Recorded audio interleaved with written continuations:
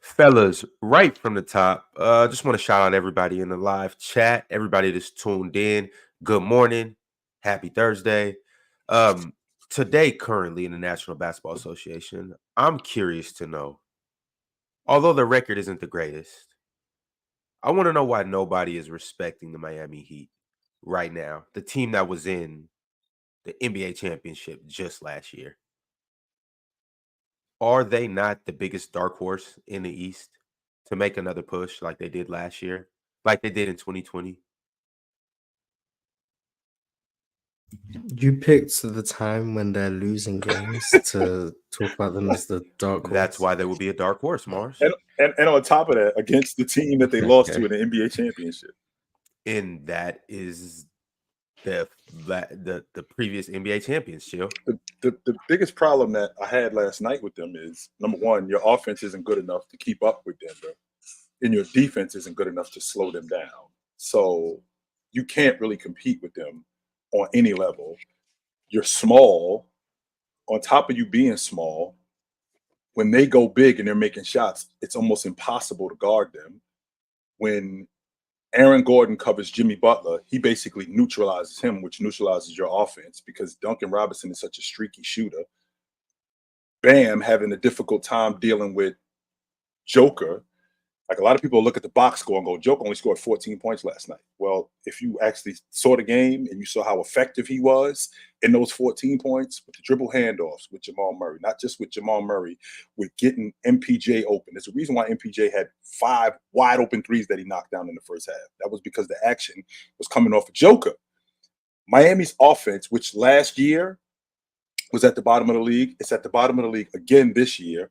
The biggest problem that they have, though, is when they run up on teams, a lot of these teams, their offense has improved. So in terms of a team in the Eastern Conference who's a dark horse, Miami has shown you over the course of the last couple of years that they can scrounge up enough wins. But that was just last year, though. I mean, the year before that, when they lost to the Celtics in the Eastern Conference Finals, weren't they the first seed? And I think in 2020 when they went to the NBA Finals, if I'm not mistaken, they were a top 5 seed. So, I mean, those two things were what last year was an anomaly. That's not happening again with the Miami Heat. No, But that's not. Chill, and that's to my point though. The Miami Heat have showed us enough over these last 4 years with their core unit of guys that they still have, that come playoff time, they are a very dangerous team. Well, I won't argue. Very, very dangerous. I won't argue. With a leader that has a track record of doing things like this, with a coach that has a track record of doing more with less.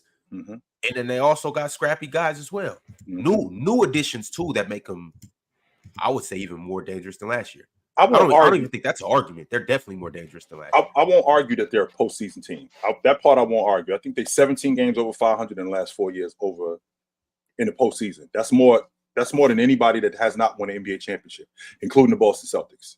They have the best postseason record. So this team is built for the postseason. Sure, they might get a matchup here or there, but to make another finals run, I think that you're asking a lot because, I mean, Jimmy Butler, he can turn it on. I just don't see them doing it this year.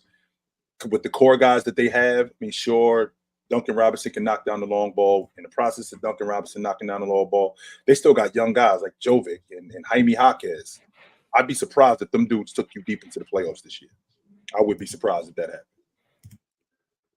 Mars, what's the furthest in all realm of possibilities that you can see the Heat going without being surprised? It's matchup dependent, but right now what they're the 8th seed, right? So they play Boston in round 1. Yeah, bye. Home time. They're going home. The difference between last year and this year is last year there was something that you could see, which is why they were successful. They were one of the worst 3-point shooting teams in the league last year, and then the playoffs come around, and they're the best shooting team in the playoffs. That's not going to happen again. That's why they were so successful. Right. And the reason they weren't far and away the best shooting team in the playoffs is because they couldn't shoot against the Knicks, who, respectfully, I don't think they were very good anyway. So the Knicks was a team they could beat without great shooting. But then you look in round 1 against the Bucks, they shot 45% from 3. Giannis goes down. They shoot 45% from three. That kind of explains how they were able to be successful. Then you look in the conference finals against the Celtics, they shoot 43 against the Celtics. They shoot 43.5% from three. Celtics. Yeah, the team that's better this year than last year.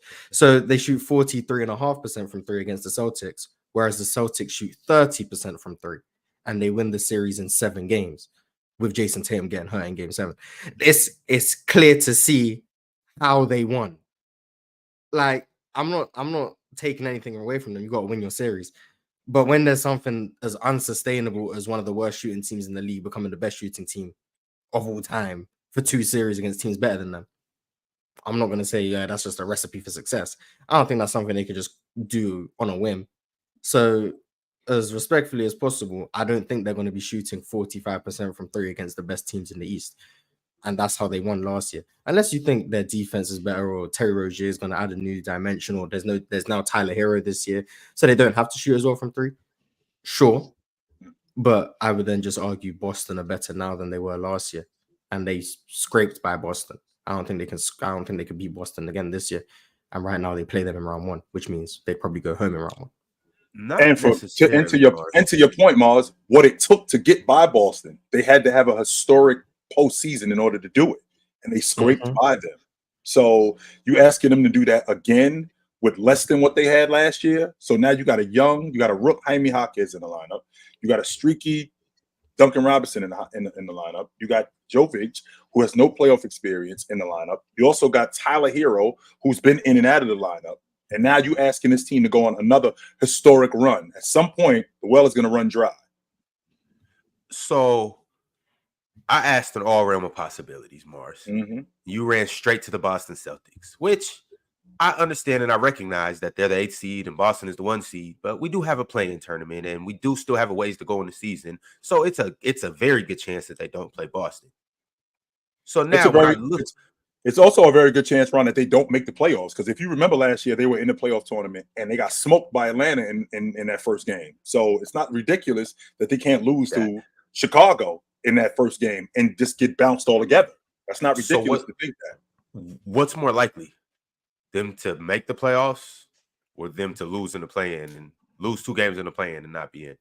Well, right now they play Indiana and then the winner of Chicago and Atlanta. So if they lost to Atlanta last year. Yes, they did in the play-in. That's why they had to play that second game. It got a little chilly that night. So they play Philly. I think they could beat Philly in that first game. So they probably be the 7th seed. And have to see Milwaukee again. Isn't Cleveland the 2 seed right now?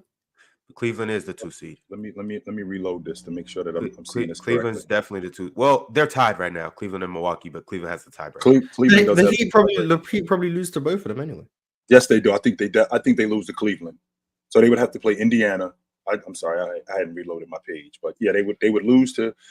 They would beat I'm not sure they beat Indiana. I'm not sure they beat Indiana. No. This is the same thing. I think they can beat Indy. Pretty sure they knocked them off. But whoever they play in the 1 or 2 spot, I think they lose to anyway.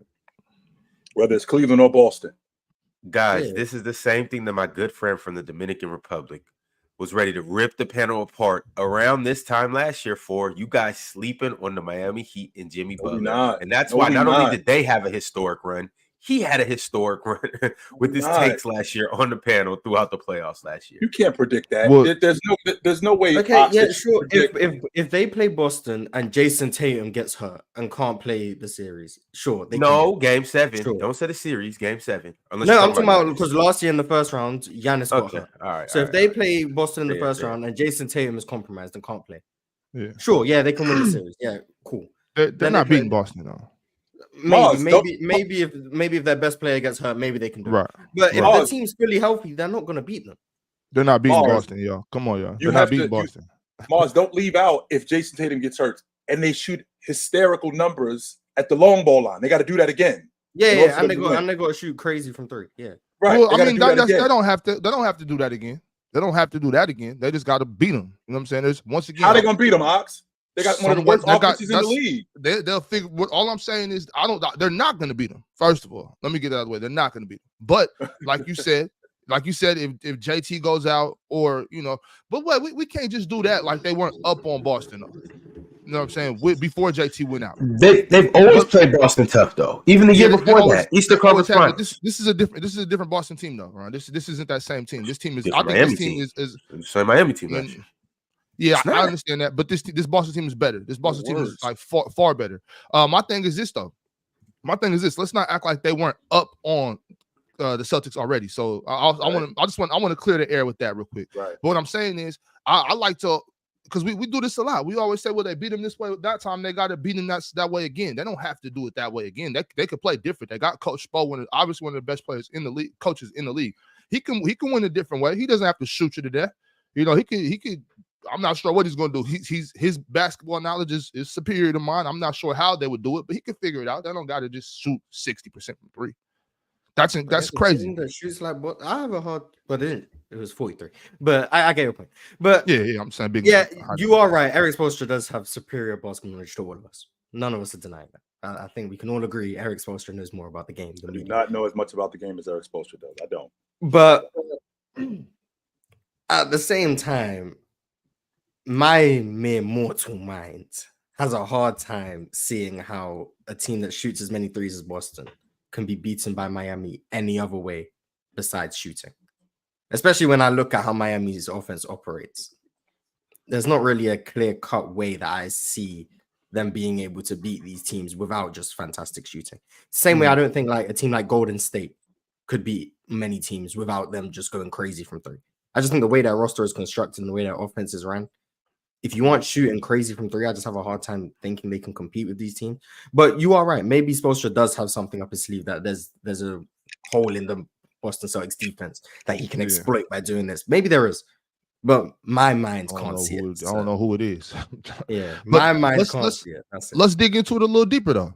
So for you, what y'all think? A team that shoots like that, if I'm Spo, what's the first things first? Am I trying to play a fast game, or am I slowing it down? If they're shooters, do we speed it up or slow it down?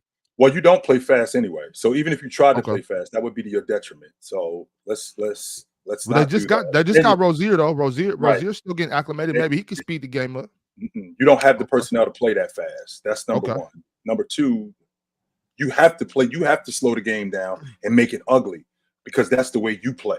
So if you get into an up and down with the Boston Celtics, and I think Spo knows this, they're going to blow you out because you don't have the personnel to compete in that sort of style of game. You got to make the game ugly. You got to make the game grimy. You got to make the game slow down. You got to hold them to one possession. And in doing that, you got to force them into quick shots. So I'm thinking a lot of zones going to be going on, right? A lot of high matchup zones going to be going on to force those guys into a lot of quick shots. You got to get back in transition and slow the game down, because if you try to get into an up and down with the Boston Celtics, who crack the long ball the way they do, they're going to smoke you guys. So that's one of the things I'm thinking about. Okay. Yeah, you would have to slow it down, but like last year's zone that they ran against Boston wouldn't work this year, because last year what they tried to do was they would deny the middle of the zone and kind of like give up that corner three, or at least rotate out to the corner. And usually it would be like an Al Horford in that corner. This year, unfortunately for them, Drew Holiday shooting like 70% from the corner. So that weakness that they would have there to exploit, like that they would live with, isn't really there for Boston anymore. And now in the middle of the zone, instead of someone you don't really want in the middle of the zone, it will be KP. Like Al Horford? Yeah, so someone like that. And like, there's no... Boston have the personnel to break a zone, but I know Eric Spoelstra has many variations of his zones, and he does many janky little things that can change on a whim. But the zone that worked so effectively last year wouldn't work against this version of the Boston Celtics.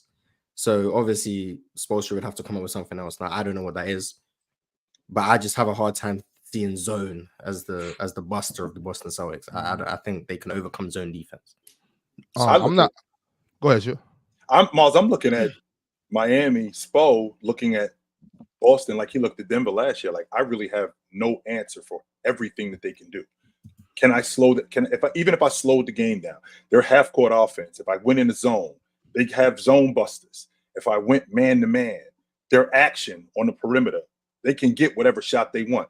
The only way that I can possibly get them off their game is I got to jump the game up. I got to rough the game up. Maybe get these guys off balance. That's the only thing that I'm thinking about, possibly, to get the Boston Celtics off their game. Maybe rough Jason Tatum up a little bit more. Maybe rough Jalen Brown up a little bit more. Bump these guys off screens. Make it more of a physical game as opposed to just allowing these guys just to get to spots.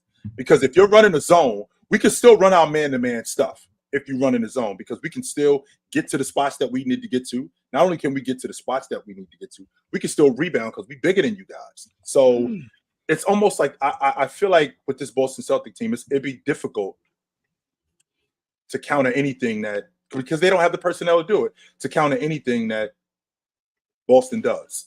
They got to do that psychological game. They got to do that psychological game that Cole was talking about with Boston. They got to put Jimmy on Jalen Brown and put Jaime on Jason Tatum, something like that. Like play match up, full court match up, and just put Jaime Jaquez on Jason Tatum and put Jimmy on Jalen and play that psychological game. When he was talking about what Kobe was talking about, they don't gotta play no dead. I'm tired of you guys hyping these Celtics. Like, oh my god! Listen, I'm gonna be honest. I think this is less about the Celtics and more just like, as respectfully, Miami isn't. They just don't have it. They're not as good. They've overachieved. They've overachieved in recent years, but they're just not. They're just not as good as these other teams. I'm not talking about the Celtics. I'm trying to make this less about the Celtics and more about the Heat. Y'all ran to the Celtics. Mars brought up the Celtics. Yeah, I wanted to talk about them versus the Cavs. I wanted to talk about them versus Miami. I think they can beat the Cavs. I think Miami guys ran to the Celtics. Well, because that's the seed and Miami's the 8 seed. Yeah, but Mars, that's not exactly how it's going to transpire, and there's still more time in the season too. Like if it was just a regular playoffs, like how it's been, okay, but it's a playing tournament. I see them overtaking is Philly, so yeah, maybe they can be the 7th seed. They can overtake the Heat or the Pacers. Yeah, I think. Are you trying to get to Milwaukee? Because they'll pop Milwaukee again. Is that what you're trying to get at, Ron? Listen, just say, but don't beat around the bush. We can talk about it. They'll beat their ass again, Ron. Hey, all I know is Miami have the coaching advantage. That's all I know. Oh, 100% they do. They definitely have the coaching advantage. But against everybody, not just Doc Mars. No. But in particular, in that series, they got the coaching advantage. Which, by the way, like we talk about accolades a lot. Would it surprise you dudes if I told y'all, who's the best? In your estimation, Mars, Ox, who is the best coach in the NBA? It's Spoelstra. Are you gonna say how many coach of the years he has? 0. Yeah. For real? 0. This whole time Spo has had one? 0. Never won coach of the year. 1 year. And he's probably the best coach in the game. It's hard for me to say, really. Would we be doing that? Would we be doing that if we had a dude that's running around in the NBA that never won a league MVP, like he's the best player in the game? Would we be doing that today? Trying to think. Took Kobe a very long time. Kobe was the best player in the league without an MVP. That's right. So for so long it was LeBron. So kind of hard to do that in recent times. Right. Don't they just pick coach of the year mostly off of like unexpected team, like last year, like Mike Brown? It's either the best team in either the best team in the league or the team that overexceeded expectations the most. That's right. That's normally the two criteria. Right. So like when Doc Rivers won it in Orlando, I know they won a very good team. I think they were 500, but they were expected to be so bad that getting that team to 500 got him coach of the year. I think it's similar, but then you got like in 2016. Steve Kerr won it going 73-9, even though he wasn't even coaching the whole year because he had back problems and Luke Walton was coaching at times. So it depends. It depends on the year. Let Luke Walton have a coach of the year; he'd still be coaching right now. So yeah, it depends on the team and the situations and what's really going on around the league. But I think Eric Spoelstra has been the best coach in the league for a while.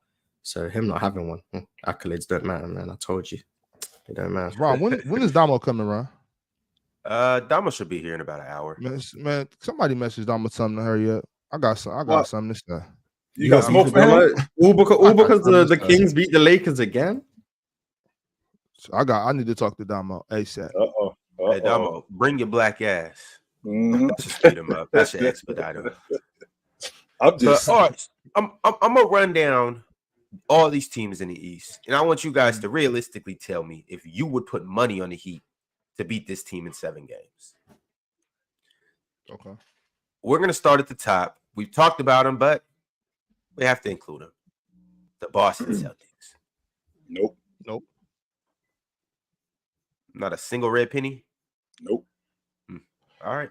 Just depends on what's the odds. I'm a couple of dollars. The Cleveland Cavaliers. Nope. Heat versus the Cavs. 7-game series. Nope. I think that he can bully the Cavs. I've seen the Knicks do it, so I believe that he can do it. I'm not just betting on them like they might do it. If the Cavs see the Heat in the playoffs, the Heat are winning that series. Mars? I'd put some money on the Heat. I don't know, like how I feel, who I think's gonna win, but I wouldn't feel like I'm just wasting my money if I put money on the Heat in that series. All right, next we have the Milwaukee Bucks. I might put some bread on Miami to do it. I would. If the Heat beat the Bucks again, that'll be twice in 4 years. Crazy. That'll be twice. That'll be twice in 4 years. Even though Milwaukee swept them in 21 and went on to win the NBA championship. That'd be twice. They beat them. They beat them. That'd be 3 times in 4 years. They beat them in 2020. They would have lost to them in 21, and they would have beat them in 23 and 24. Right. I'm sorry. 3 times in 4 years, Mars. I apologize. Yeah, I'm not gonna. And what's crazy if that happens, it's one guy that's gonna get the brunt of all the blame. Y'all know he deserves it. He deserves it. Who? Doc Rivers, yeah. Giannis. No. It's Giannis. It's gonna be. It's actually gonna be Dame. Actually, that's what it's exactly. Gonna be. That they lost without Dame. Dame went there last year. Dame got see. If anybody that does that is only talking narrative. When we talk about who's really affecting this, what's really going on, it's y'all golden boy. It's y'all golden boy down there. First of all, Ron, you talking about last year's teams. This Bucks team is worse than last year's Bucks team. If they play the Heat in the playoffs, belt to ass. Shout out to Pat Bev. Ron, belt to ass. Okay, if they play the Bucks, it'll be Miami in 6. If they lucky, I could go to 5. They got something on them too. They're not, bro. It's not what you think. So you see the contradictions that we have to deal with. What's the contradiction? How goofy is this? Oh, they got something on them. They're gonna beat them. It's belt to ass. What do they have on the Celtics? What's the Celtics record against the Heat the last 4 years? Can we do that? Can we now say that they have something on them too? I said this Bucks team is worse. I said the Celtics got better and the Bucks got worse. So it's not the same thing. The Bucks are worse. Boston beat them in 2022. They are worse. Right. The Bucks got worse and the Celtics got better, and that's the main point. Like I'll say it again just so that we don't have another misunderstanding. I'm not necessarily just talking about what's been going on for these years and psychological, all that. I'm just adding that in. What's most important is that the Bucks got worse and the Celtics got better. Okay, but the Bucks are a better team than the Heat. Just like the Celtics are a better team than the Heat. And you guys made it seem like it's no realm and possibility in the Heat beating the Celtics, and the Heat got to shoot like this, and Jason Tatum got to get injured, and Eric Spoelstra has to draw up X's and O's that turns into O's and X's and Y's. The reason why, Ron, is because everything that you said. Hold on, big guy. When it comes to the Celtics, you guys just don't keep the same energy, but then we go to the Bucks. Oh, that's fool's gold. The Celtics are better than the Bucks, though. That's number one. But the Bucks are still better than the Heat, just like the Celtics. Yeah, and that's why I think the Bucks can beat them. But if you ask me, what's more likely, the Heat beating the Celtics or the Heat beating the Bucks? I'll say the Heat beating the Bucks is more likely. And I get that, but I'm saying the same points that were made are the same points that could be made about the Celtics. But you guys, it can't. Because the Bucks don't have as many answers to what the Heat can do as the Celtics do, and also the Bucks are just so much worse defensively that Miami is just feasibly going to be better against them. And on top of that, Ron, what it took for the Miami Heat to win last year against them, which in the previous season, when they were better, they lost to Boston.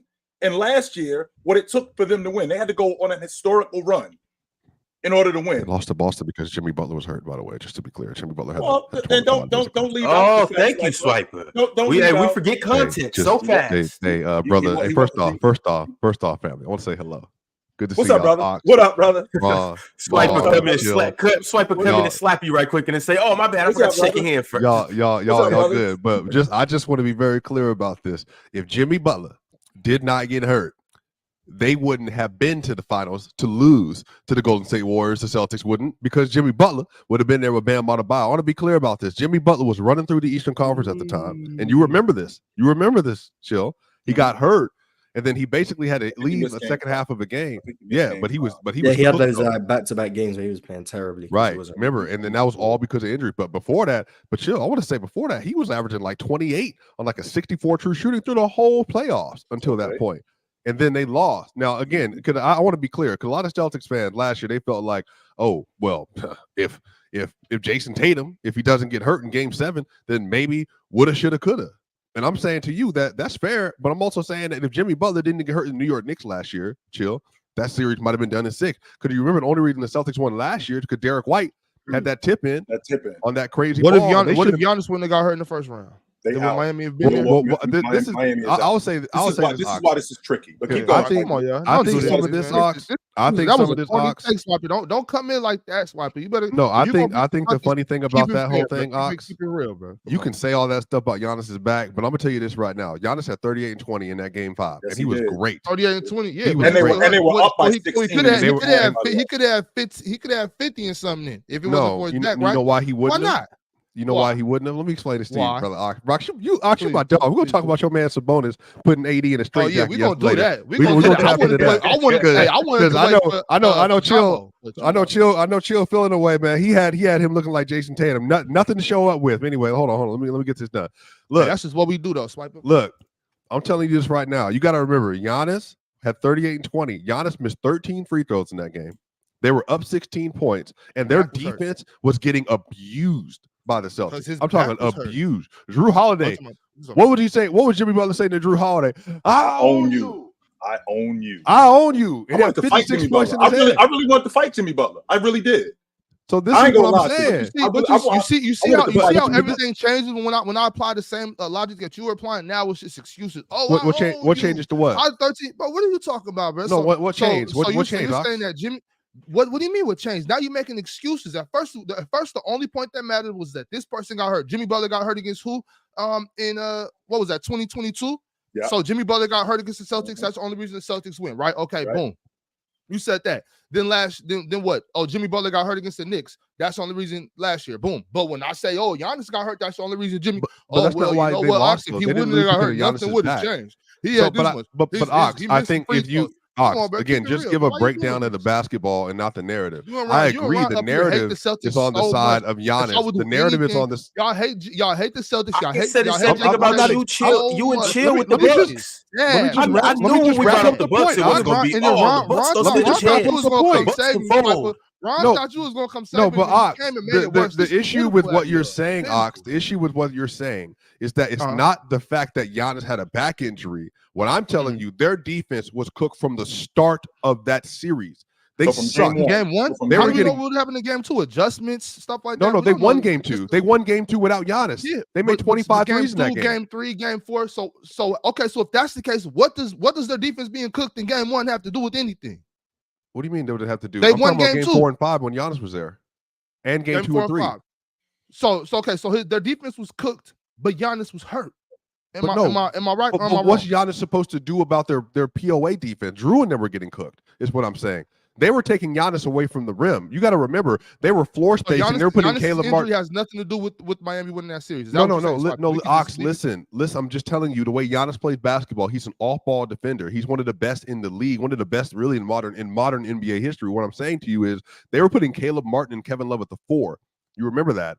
So Giannis didn't have the ability just to be hovering around the rim because he was guarding a floor spacer. Therefore, they were playing with Duncan Robinson, who you remember, I think he had 100 true shooting in that series. He wasn't missing anything.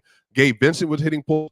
Tyler Hero wasn't there. Jimmy Butler was shooting really well. Kevin Love was shooting really well. They were just firing from all cylinders. So their defense for the Bucks was awful, which is, again, that was the reason they lost. It wasn't that. And again, I just want to be clear here. Giannis, for me, if you want to, he's a top 2 player in the league. Some people have him best in the world conversations. But Giannis also missed 13 free throws, not because of his back. He can't shoot free throws. He's never been a good post scorer in the playoffs. He's never been an efficient post scorer in the playoffs. He missed multiple attempts at the rim. We've seen this before in 2022. They could have won that game 7. I don't blame Giannis. Right. I don't blame Giannis. Chris Middleton wasn't there. I get it. But remember, wait. Hold on for a second. Hold on for a second. No. We're not pacifying him. If you make a legit point, okay, I can get that. But we keep going. No, Ox, we're not doing that. No, Ox, we're not doing that. If you make a legit point, you out here getting passes. If he makes a legit point, sure. But what we're not going to do is we're not going to leave out. Okay, sure. If Giannis wasn't hurt. Giannis did not want to go through the wipe a corny with the injury excuse. If Jimmy was healthy, the Knicks series wouldn't have gone to 6. If Randall was hurt, it would have. That was the point that I was going to make. If Randall was hurt or wasn't hurt? Wasn't hurt. He hurt his ankle. What's Randall got to do? Randall had a 40 shooting. And what's Randall going to do? What's Julius Randle going to do? Somebody tell me that. I'm sure that affected his game. What's Julius Randle going to do in the playoffs? I'm pretty sure that affected. Well, if he's healthy, he might be a different player. Right. Let me tell you this. Let me tell you this right now, Knicks fans. Let me tell you this right now, Knicks fans. I love Jalen Brunson. He's a great player. OG Anunoby, great player. Mitchell Robinson was the best pick and roll defender in the NBA through the first 2 rounds of the playoffs. He was excellent defensively in the series. The issue is, if you're going to sit here and tell me that the difference between that series being won by the Knicks and lost is Julius Randle, good luck. He just said it would have been a 7-game series. I don't care. Good luck. Good luck. Nobody's good saying luck to you. It would have been a different series if Julius. Yeah, different. They would have lost in 5. Yeah, they would have lost in 5. You're right. Good luck. No way, man. Because first of all, how do we know Julius Randle's game? Julius Randle gave them. What the hell? That bulldozer isn't winning you a series. Stop. I don't want to hear this. Nobody's saying that he is. But if he's not, nobody's saying that he is.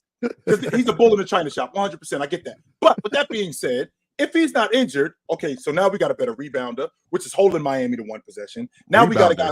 Yes, we got a better rebounder because he's not as mobile. So I can't get to the glass as much. We got a better transition player, which means we can score more in transition. But my ankle is screwed up, so I can't do that. So if we're going off hypotheticals, we can bring Julius Randle in this and say, had he been healthy, maybe he would have played better. Just like if Jimmy Butler was healthy, they would have won the series. So those are hypotheticals that if you using both of them, I could use the same thing with Julius Randle. But my whole point with the Bucks take was that Giannis had a back spasm, sure, no problem. But the issue is that they were getting cooked anyway. They weren't stopping them. Just like this year, Giannis been on the court all year, Ox. Been healthy all year. Their defense been trash. Number one, that was game 1, and that was 10 minutes into the game. Their defense was bad in games 4 and 5. I know what you're talking about. No Drew Holiday, no Pat Connaughton. Can I flow something by you? Can I flow something by you? Wow. Maybe during the playoffs last year, when Jimmy Butler was telling Drew Holiday that I own you and all of your investments and all of that good stuff, maybe they realized that, hey, if we're going to get here and Jimmy's going to get cooked, we might as well just go with Dame. He's better offensively. Maybe that could be the case. Or they realize that the guy that's the best player in their team literally cannot perform in the clutch because you can't give him the ball. He can't score in the post. He has no mid-range shot, has no go-to shot, and needed a real closer to close out that team. Giannis is great. He's scared of the ball. I mean, he ran from the ball. Facts. That's not new. That ain't your back. That ain't your back. He's swiping. Now you spitting. You should have came in like this. That part I won't argue. I can't argue that. He didn't want nothing to do with the basketball. Just like Chill ran from the Tatum takes last week when he got 18 points for it. That's another discussion, though. It's all good, though. He ran from the ball. He ran from the ball. I did not run from the table. What are we doing right now? What's happening? What's going on right now? All right, y'all. This is a good time. What? To salute everybody that's liked the video. Salute everybody that's in the room. The chat clears. Point blank, period. Shout out to everybody that's in here. Shout out all of our new members and new subscribers. Except for the goofies in the chat. They don't. Them dudes. Look, the chat clears minus the goofies. All right, minus the goofies. Get rid of them. Minus the goofies.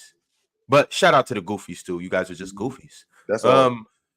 PlayersChoiceMerch.com. Go check it out. We got some fly stuff there. You guys will look good in it. I promise you. You know who also look good in it, Ron? We would look good in it. How about that? I promise. We would look really good in it. I mean, I look good no matter we would what. look really good in the Players' Choice rap. In the Players' Choice right. merch. You right, Chill. You right. Mm-hmm. We got to make that happen sooner than later. Yep. Yeah, for sure. Also, we're on playback tonight. Well, not really but somebody in specific. And ironically, we're talking about the Celtics And that's who we're going to be watching on playback tonight. The Celtics and the Suns with none other than your man, Chilltown Hoops. Y'all pull up, except the goofies in the chat. Y'all pull up too, because y'all know I got time for y'all. Y'all pull up too. I got time. When we on playback, I got time. When we here, I don't really have a lot of time. I got some time. I don't have a lot of time. But on playback, I got time. So bring it. Okay. Please bring it. Hey, we had a good time on playback yesterday. Mars and Chill. Mm-hmm. Did you guys enjoy that?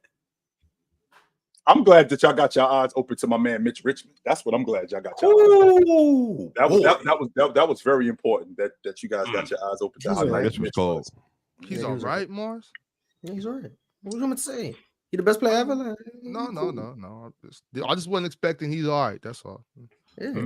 I do believe Mitch is from the 90s. Mitch is one of the most translatable players to today. Absolutely. And by the way, James B, you don't have time with that rotten pineapple head of yours. I know for a fact, looking at you, that you ain't got time. You can't see past yesterday with them bug-eyed glasses that you got on. You got some nerd talking about you got time. Hell no, you don't. Be leading the next generation, Chill. Aren't you supposed to be leading the youth to the promised land, Chill? Absolutely. Telling people they can't see past yesterday, man. Absolutely. He says, "Shut up, 4 eyes." The hell. All right, also join our Telegram sports community group chat. All you got to do is click this link. It's pinned at the top of the chat. We talking football. We talking hoops. We talking everything you want to, sports betting, all of that good stuff. You can even find Mars on one of those little channels in there, and they're talking football, like the real football or the fake football, wherever you're from. It depends on where you're from. Soccer, yes, soccer. There's a lot that's going on in this group chat. All of us are in there. We all having a good time, and you can debate with us 24/7. Not just us, but the goofies in the chat. They be in there too. I'm telling you, it's a blast. But I want to shout out our new members as well. Ayo, the villain. Shout out Ayo, the villain. Near became a member too. Floor General, Big Zach in the house. He became a member. And Toonami. Shout out to Nami. He back in the chat. He back a member, man. Shout out my dog, Toonami. But we got a couple super chats right from the top. Riddell Knows Ball said, how much does winning a chip this year realistically move the needle for Tatum's career? No troll, Mars. You've been called out, Mars. It's not going to move anything for me. No. Doesn't move a needle if Tatum wins. I think it's interesting. Of course, that's what I'm saying. I think it's interesting that a guy who went if you think about all the guys in the top 10, it won't move the needle for Jason Tatum, but everybody else. If Anthony Davis wins another championship, if Devin Booker wins another championship, if Kevin Durant wins another championship, all of these other guys, it moves the needle for them. But Jason Tatum, if they win the NBA championship, nope, he's still the same dude that he was. That doesn't make no sense. No, So Jokic's needle wasn't moved for me last year. Steph's needle wasn't moved when he won in 22. Well, that's because you're a basketball purist, though. I'm saying for the he said neutral to me. I'm just saying for me, it doesn't. That's what I'm saying. For the public, you got to think about this. If Tatum is able to play elite all the way through the final, that pushes them in some really interesting conversation going into next year. Y'all, that's just like if Ox wins the debate versus me, that changes the narrative on Ox. So that's what I'm telling y'all. All that stuff matters. If you win, if it ever were to happen, the thing is, we know Ox ain't beating me in the one-on-one. We know that ain't happening. We know when the isolation get down to it, when they talking about 1v1, it ain't happening. We know when Ox show up in the fourth quarter, it's not happening. We know that when he runs into the great one, it's not happening. Put Ox on the screen. Let me see Ox. Put him on the solo. When Ox sees me in the bucket, it ain't happening. When Ox sees me in the fourth quarter, it ain't happening. When Ox sees me in the solo, it ain't happening. When Ox sees me coming down the arena, down the lane, 1v1, greatness versus that man, it ain't happening. This is The Rock, not versus Stone Cold. This is The Rock, not versus Triple H. This is The Rock, not versus any of these great legends. This is The Rock versus Batista before he became anything. This ain't nothing. Let's get it. In crack. Anytime you want, could Ox be talking big all the time. I'm so sick of Ox. I came up on the screen. I tried to be helpful today. Ox came at me for no reason. I big up DeMontis Sabonis. Ox came at me for no reason. I don't understand what's going on here. I thought this was player's choice. You got a choice to listen to me. You got a choice to engage in this conversation. I thought Personally, I came up here to offer some good insight. I had a good day today. I've been getting work done today. I showed up to work today. I've been writing. I've been putting up documents together. I had a phone call I had to get on before I came on Players' Choice. The Nuggets won a game last night. The vibes were high. They were in Miami. I thought today, when I showed up here, this was going to be it. This was going to be the day when we was going to be friends. We was all going to get to the promised land together. But here come Ox hating for no reason. Here come Ox throwing darts for no reason. I said, what's going on, Ron? I thought we was all cool in the chat. I thought we was cool in Players' Choice. And here come Ox. Oh, well, Swiper, what about these injury concerns for this and that? Ox, I thought we was friends. I thought we was homies. But you better believe this. When the time comes, Ox, when we got to get it going cracking one-on-one, you getting cooked. Check it out though, Swiper. Look. This is the beautiful thing about this. You know what I'm saying? We got videos. Put them in the pick and roll. I've been, the crazy thing about it is when the WWF promoters start getting on Players' Choice, that's my specialty. I've been cooking you WWE promoters since I got here. So, hey, that's just my style. I can't wait for that. Hey, you know what? Because the thing is, I love you, Swiper. That's why I hold you accountable. I hold you accountable because I love you. Now, I gotta beat you like you stole. Yo, hey, Ron. Hey, set that up. Hey, this is what's called. I got time. This is what I got time. I gotta beat you like you stole something, Swiper. See, I be trying to be nice to you. Now it's up. Let's do that. Please, let's do that. Hey, Ron.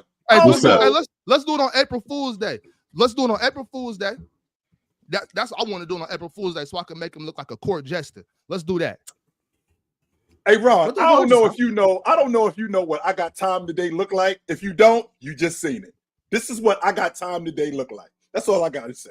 I got time today. Because y'all won last night. You was in a good mood. We swept the Lakers this season. Hey, that's like a championship to me. Beat LA. So now, I came in ready for. I mean, that's the closest thing we're gonna get. The in-season tournament that the Kings won. Anyways, we spanked them this year, and I've been waiting for this. I was praying for something like this. I didn't know it was gonna come like that. He called me out on live YouTube television. You can't make it seem like I'm ducking that, Ron. You gotta line that up. I need that. April Fool's Day falls on a Monday. It'll be a nice long weekend to promote and set things up, set the table, and then let y'all go at it right before the panel, live on the panel, after the panel, prime time.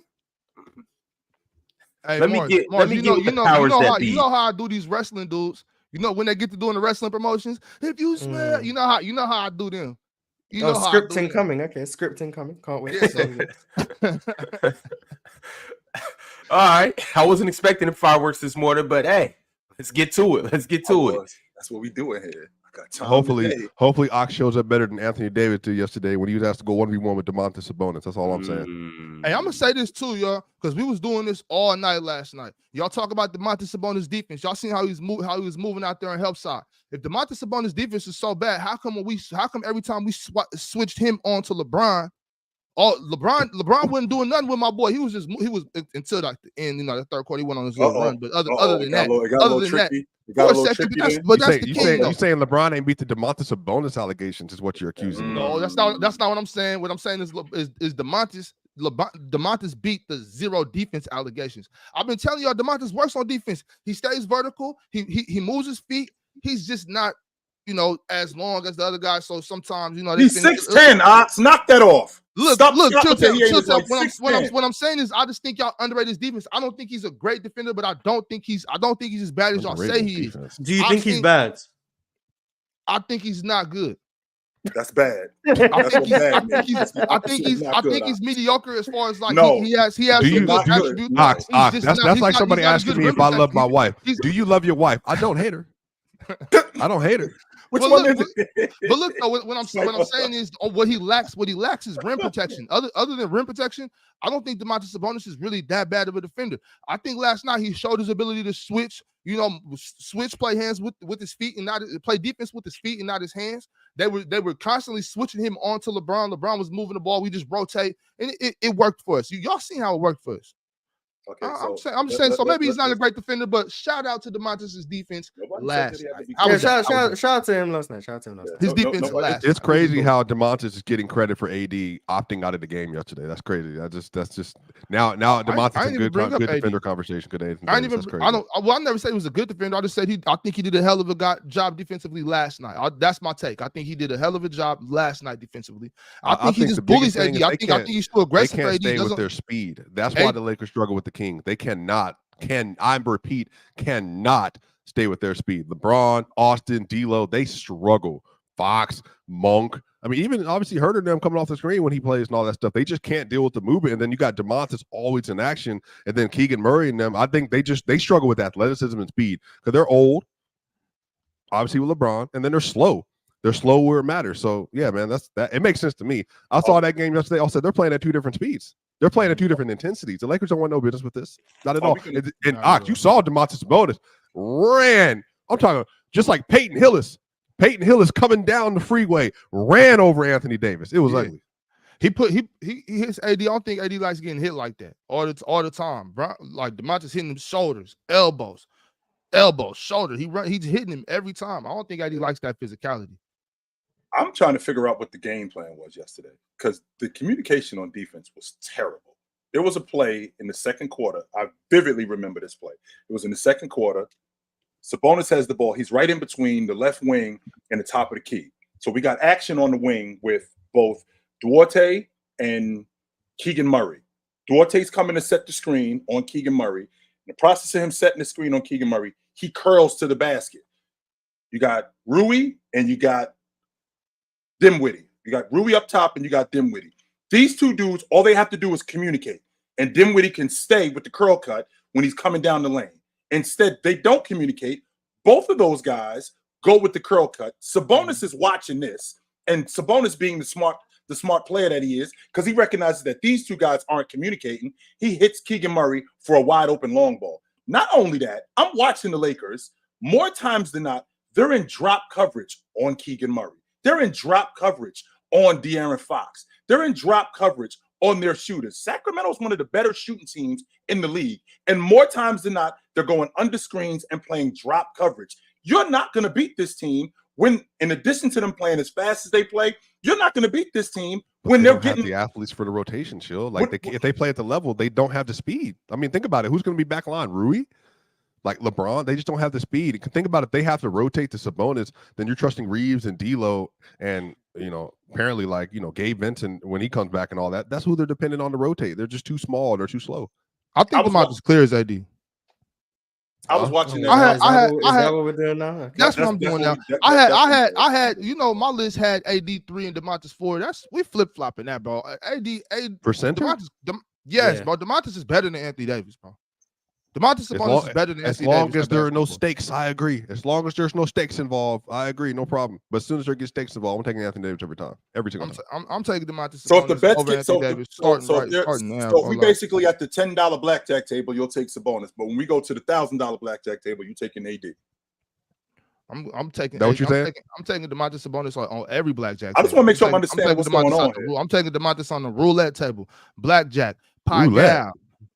Everything. Roulette. First off, blackjack, that's what we're gonna do. Poker. Matter of fact, that's a player's choice in the future. We're gonna do a blackjack tournament. I'm taking all y'all's money. If you want to get Chill, he got Chill got that long. He got the money. He got the long money in here. So I'm coming for Chill's money. You know what, Swiper? Since you started this, I'm gonna let you know. I'll beat you with anything, Swiper. I'll beat you with everything.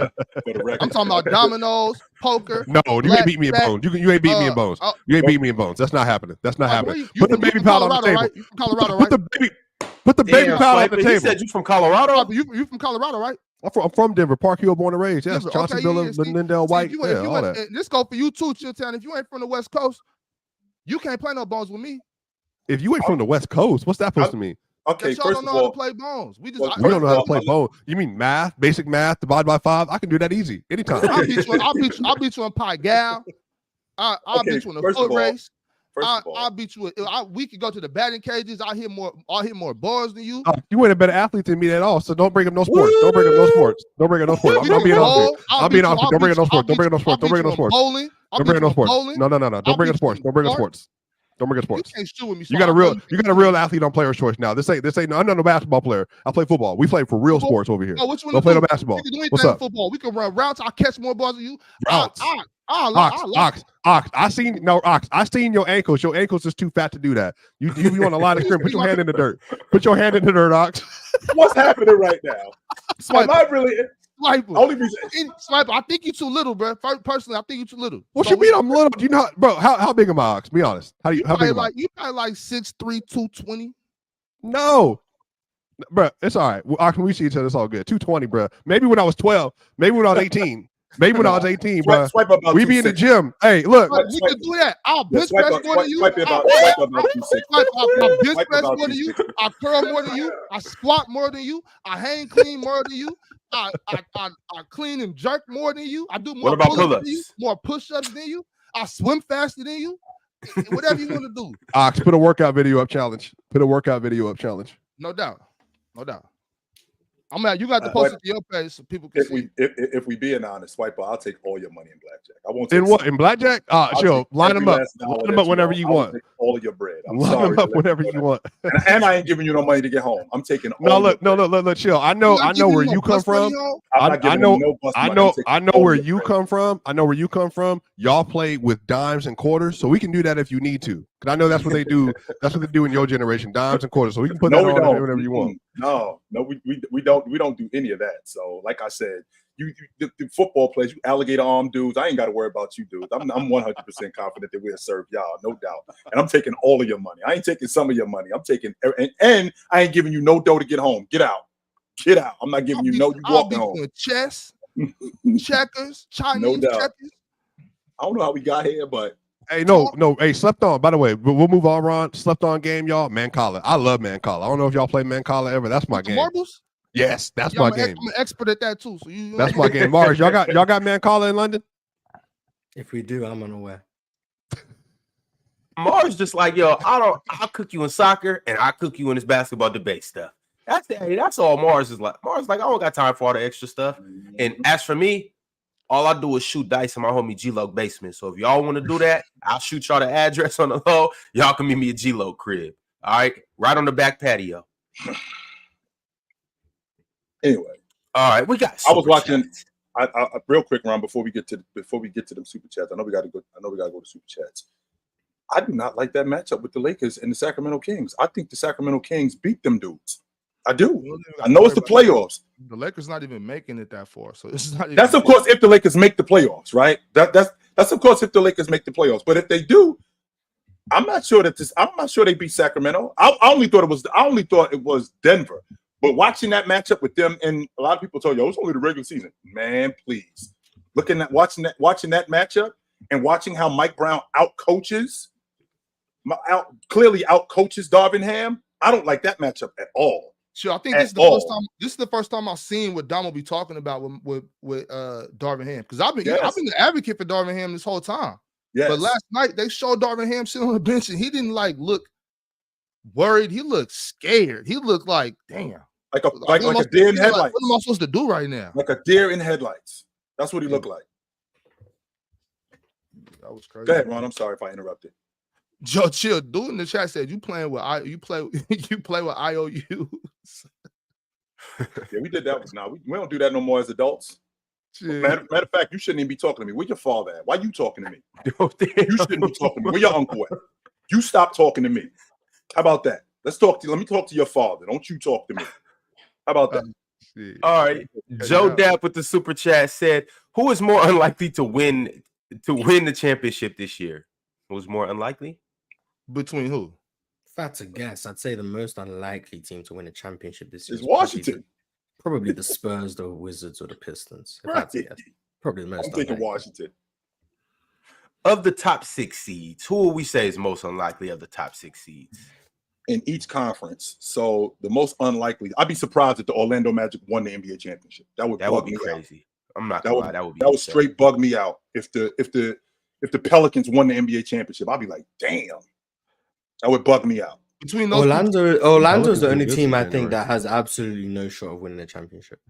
Orlando's the only team I'd give a 0% chance to. Yeah. Okay, well that's that. Zero just vibing said, I'm cooking any duo in spades. Man, shoot the address, Ron. We'll pull up. DSG Piccolo said that play where Sabonis started skipping like Reggie Jackson. You knew it was over for AD. Went right through AD's chest. Also, side note, Ayton been hooping lately. Who put the battery in his back? For real. The off season, the villa on Love Island, probably. Mhm. He's just getting excited for that, getting ready to go. He's getting excited for Love Island season 12. The season over in like 3 weeks anyway, so. Oh man, he can't wait. But he actually been really good lately. I think the last 6 games he's had a double. He had almost 30 and 20 last night. He gave the Rockets like 20 rebounds, so Yeah. I've been hating and hating for a while. Yeah. You guys know the Wizards have the worst record in the league now? Terrible, Mars. Garbage. How many games have they won? But 11. with that being 11. said, Mars, what if I told you, Mars, that the Wizards lead the league in transition points? What if I told No, you? they play crazy fast. Like that's the only thing they do. They play fast. But I told you, man, that's the worst team in the league right there. 100%. They've been playing Johnny Davis recently. He's cooked. So yeah, shout out to the Wizards, man. I wanted to give them some love as the worst team in the NBA. Shout out to the Wizards. Done with the Wizards. LaFlame with the super chat said Mars trying to bite Ron style. Dub host. What's with that avatar, yo? It's a great avatar. Drink More Water said, which year has the most active finals MVPs playing at one time, and how does this current field of active finals MVPs stack up with them? That's a good Finals question. MVPs. There's 6 of them right now. Kawhi, KD, LeBron, Steph, Giannis, Jokic. Giannis, and Jokic. Okay, that's 6. So then, what era would we have to go back? Last to? year, Iguodala was still in the league, so that's 7. Yeah, So 7. And then you would have had so Duncan, KG, Kobe. KG's not Finals MVP. It's Two- Paul Pierce. two- Paul oh yeah, Pierce. that's right. Paul Paul Pierce. Pierce won it. Yeah, Paul never should Pierce have won that. That's right. Uh, So what Paul year was- Pierce, Paul Pierce, Duncan, Dirk, Kobe, Shaq. He was still in the league basically. When, was Chauncey still in the league? When did Yeah, Chauncey? Chauncey was in the league. Yeah, Chauncey was still in the league. Chauncey stayed in the league till like 16 or something, or no, 14. I can't remember. No. Yeah, 6. I think those So must have been Shaq- 7. Shaq, Bryant, Duncan, Dirk, Dirk, Dirk was 11. Okay. Paul D Pierce. Wade, Paul Pierce, D Wade, D Wade, Wade. That's Tony 6, right? Parker, Chauncey Tony Parker. Billups. Tony Parker, Chauncey Billups. Damn, That's it. that's a squad. Yeah, it is. That the The 2000s 90s crazy. didn't have many. The 90s has Hakeem, Jordan, and who else? Duncan. But Well, Jordan was Duncan- still in the league. Jordan was still in the league in 2003, but he was over. Yo, give me Hakeem, Jordan, and Duncan, and we'll figure out the other two. Wait, who won that? Who won it for the Pistons? The Finals Chauncey. MVP. Chauncey No, Billups. I'm talking about when they won in In 90, Isaiah Thomas. In Oh, 89, Isaiah, Dumas. So okay, so Isaiah, Jordan, Hakeem, and Duncan. Hakeem, they clear, they Isaiah clear. wasn't in the league anymore when Hakeem was Finals MVP. Oh, He got hurt Duncan. that year. Yeah. I think he just retired, if I can Oh, remember yeah. correctly. No, the year they won it in '94. That was the year that Isaiah got hurt. But he didn't come Yeah. back after that, right? No, he didn't. He was done. That was the year he Okay. was finished. yeah. So So you- Isaiah don't count. Isaiah don't count. Do y'all think for in relative modern history, do you think 2016 was the best basketball year? Like in the NBA? That was the Kobe 60 game, the Steph Curry 402 threes that year. Mhm. The 73 obviously and LeBron. Game 7, coming back from 3-1. That was Unanimous league Warriors' MVP greatest that year. record too, right? Yeah. Yeah. Unanimous league MVP that year. I was going The crazy. Sixers going 10 and 72. Yeah, the God. Sixers. Sixers was Yeah, the trash Kawhi, that the year. Kawhi year, Ox. Kawhi was the MVP for real. Yeah, facts. That's why I got no votes. Durant was playing really well until he got hurt. Not really got hurt, but then went down 3-1.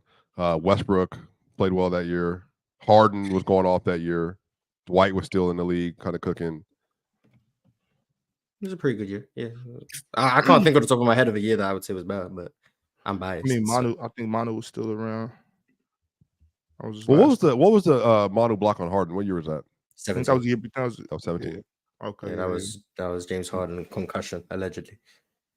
Mars, who's your favorite player ever? The Curry? No, Tracy McGrady. Max Sauce. And then Jalen Green. I don't stop. Omar, I'm asking you a serious question. No, you're not. No, don't do that. I know your game. I've been watching you for over a year. I know what you're doing. You're doing Study style. Study your style, Mars. I know who you are. Just answer the question. I've been said it's Tracy McGrady like right. over a year ago, and Jalen Green is my favorite current player. I've been said that. Steph's like I don't prefer trolling will not keep you employed, sir. I just want you to know. I'm not if you think I've gone ahead, if you think I've gone ahead and watched 55 Rockets games, 65 Rockets games, just to prove in my own time I'm a Jalen Green fan, and that's on you. No, he's genuinely my favorite player. So I'm not just watching those games to torture myself. Chill, your favorite player ever is LeBron? Like to watch? No, it was actually Dominique Wilkins. Dominique was cold too. That's another dude that Jordan kept from winning the championship. Him and Melo basically got the same numbers career-wise as well. But Melo's before Melo started descending. Yeah, but Melo's better. Yeah. Ron, who's your favorite player ever? So speaking of Melo, it's either Melo or Penny. One of them. Penny was cold. Yeah. Penny facts. Should have been on the list we made yesterday, but hey, you know somebody that would have been great now, obviously Penny, but Grant Hill too. If Grant Hill was around in this era and he was healthy, he'd be great. He should have been on the list too, but people were hating. Them Piston jersey chill. Those are my favorite jerseys. Like they flew off the shelf. Oh my gosh, man! I love them jerseys. I never could get one. Them starter jackets, the green ones. He was the future of the league. He was the future of the league before he broke down in 2000. Hey, what would have been crazier? And obviously, barring no injuries, a 7-year stretch of Vince and T-Mac in Toronto, or a 7-year stretch of Grant Hill and T-Mac in Orlando. Oh, Grant Hill and T-Mac. Yeah, that would have been insane. That would have been insane. Wait, imagine if Duncan was there too. I was about to say, Mars, is Doc Rivers telling Duncan he could bring his family on the plane? Because if we can do that, anything to get Duncan there, man. Yeah, if we can do that, then we're having a completely different conversation. So, but speaking of Vincent T-Mac, Tyronn Lue said Cam Whitmore and Jalen Green reminds him of Vincent T-Mac in Toronto. I've seen that. I'm just saying, hey, that's one of the best coaches in the league, man. So just do with that information where you will. Do you hate it, Mars?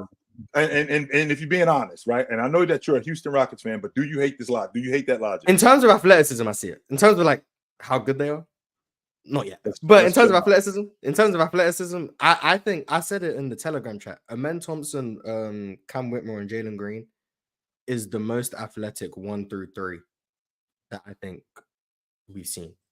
Like they're ridiculous. I don't like point guard, shooting guard, small forward. I don't know if you're finding 3 better athletes all on the same team at the same time. Personally, it's definitely crazy. It's ridiculous. James Wade. No, I can't. I can't think of anybody in terms of athletes. Yeah, I still think Amen is slept on as an athlete too, just because we haven't seen him enough. Yeah. By the end of next year, I think everybody's gonna realize like Amen is.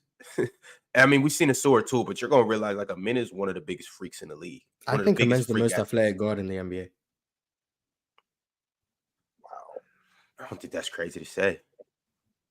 That's how, yeah. I know people. Amen's also and whoever, but he's taller than I gave him credit for. When he's on the court, he legitimately is. You think he's a better athlete than Donovan Mitchell, Mars? Yes. I don't know, man. He's stronger. He's just. I'll give you the bigger. I'll give you the bigger. So part. the strength, I think he's faster up and down the court. And with the ball in his hands, Donovan Mitchell, sure, but that's because Amen Thompson can't dribble yet. But just speed, I think Amen Thompson's faster. Think he's faster than Donovan Mitchell? Just without the ball, just up and down, yes.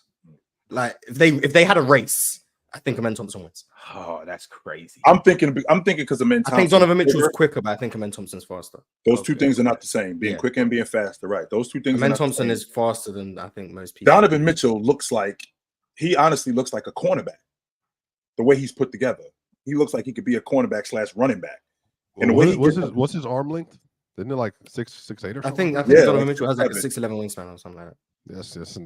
That's honestly that's an outside linebacker. He has more size on him, but yeah, he's built. Right. I think the best built, like in terms of just physical, Jaylen Brown, Donovan Mitchell. There are a couple other players in the league that are just like. And Edwards would be in that tier. Whitmore is not a better athlete than Anthony Edwards. No, he is not. No. Oh no. I'm not going. I think They're all different athletes. Like Amen Thompson, I think is the most well-rounded. I think he's probably the fastest of the three. In terms of like vertical off a standstill, I think he's the most explosive. But also you give him a runway, he's probably gonna dunk on anyone. And I think he's not as strong as Cam Whitmore, but he's stronger than Jalen Green. I think Jalen Green is the most graceful athlete in terms of he's the quickest of all of them. And like when he goes through the air, it's like it's a different aura, I guess, when he's going through the air compared to those two. Those two are more power. He's more finesse in terms of his explosiveness. And we're just talking about perimeter guys. He got some power though, Jay. For sure he does. For sure, you let Jalen get to his peak, you could just kiss it goodbye. And then Cam Whitmore is stronger than both of them, and he's probably the most explosive. But I don't think he's as fast as either one of them. But in the open court, Cam Whitmore is ridiculous. He is doing windmills off the one leg, Mars. I'm like, what the hell? Crazy athletes, yeah, crazy. Yeah, I was thinking about that too, Prince. That was the next guy I was going to bring up. I was going to bring up Aaron Gordon, but Mars said perimeter guys. Aaron Gordon a 4-man, but Aaron Gordon might be the most athletic player in the league. With just like size, wingspan. Well, most athletic player in the league to me is like Giannis, but like other than that, Aaron Gordon's a crazy athlete. But yeah, but most athletic player, everything all the way around. I mean, Giannis. I think that's Giannis. I do. Yeah, Anthony Edwards, AG. 6'11". 6'11". That level of agility at 6'11", the speed, the body control, the strength. Like Shaden Sharp is an insane athlete. He's the reason I don't pay much attention to him, to be honest with you. I should start paying more attention. He been hurt, so I stopped watching the Blazers. So rookie year, Zion maybe just all the way around, just the level of explosion he has. Yeah, for sure. And size is 275, just like his verticals, like it's just unbelievable. Like if he actually got down like and put his hand in the dirt, I'm willing to bet you his he could probably, if he actually trained for it, he probably could be like a player that can get like the 4.4 or 4.5s at 275 if he really trained, like and really trained. To be that heavy and get off the ground that fast is crazy. Right. He got defensive tackle written all over him, by the way. You put him right in the middle of the. You put him right in the middle of the. He in the sport that will play that he'll pay him more for longer. So he made the right choice. But yeah, he did. LeBron, but it's probably LeBron still though. I mean, even obviously Apex LeBron. No, not now. Today. Apex. Did y'all see Bron last night? The first he had those two dunks back to back. Dunks. The first one though, the first one was crazy. It wasn't better than the weekend one. I don't know if it was better. I'm just saying the way it looked, the way he was going. I've seen Bron. Y'all gonna call me crazy. When Bron was in Cleveland, I think the second time when he first got back to Cleveland, I seen Bron change direction in the air.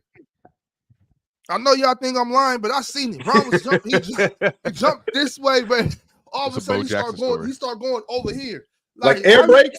Like air brakes, like he slowed down and went in a different direction. I've seen Bron do this before. What the hell? Hey man, if the Wilt Chamberlain stories are true, I have to believe Ox too. Man. I've seen Bron change direction in the air multiple times. Like, so what you're trying to say, Mark, is in 50 years they're gonna be saying, in 50 years from now, we're gonna hear a bunch of people saying, "Hey man, LeBron was the first airbender." Yeah. And we're gonna have to believe it. I mean, that's what we're gonna have to do. We're gonna have to actually no. In 50 years, they're gonna say that the 2010s was cooked. That's what they're going to say. And they'll be right. Plumbers and all of that good stuff. And I'll be a 70-year-old man saying facts.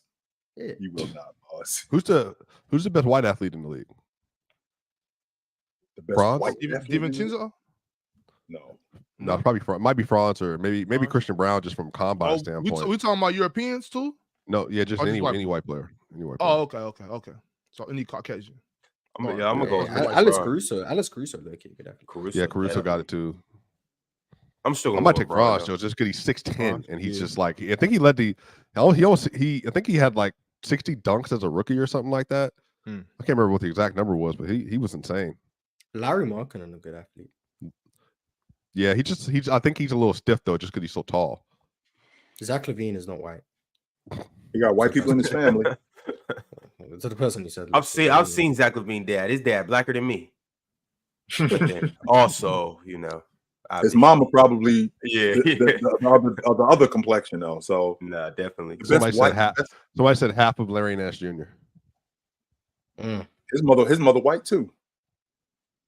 Tyler Hero's not a bad athlete. No, he he's is. not a good athlete.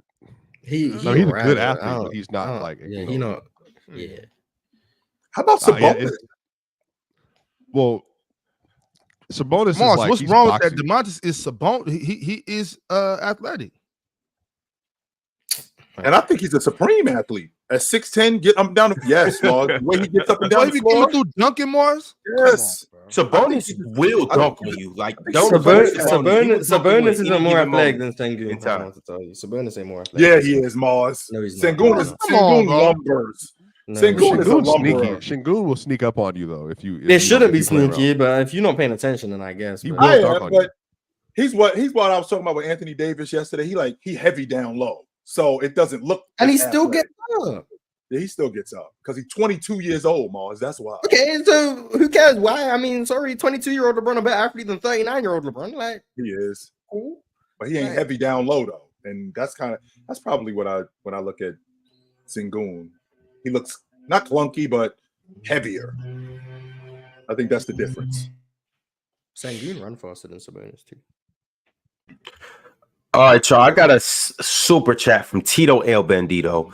Yep. Tito said, when did PG become the staple small forward over Bird, Dr. J, Dominique Wilkins, etc.? It feels like after Bron, KD, Kawhi, people seem to favor PG as he deserves to be a top 5 small forward all time.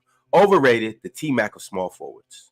I've never heard anyone put Paul George in. the Never top heard 5 that. small forwards of all time. Yeah, Like, never people, I think the kids. people respect the kids- T-Mac the kids now. think he Not is. T-Mac. People respect Paul George because of how skilled he is Mm. at 6'8". It's not they're not saying, oh, he's a top 10. Like they say he's their GOAT or whatever. Like Brandon Miller said that. I think Kai and Anthony has said something similar.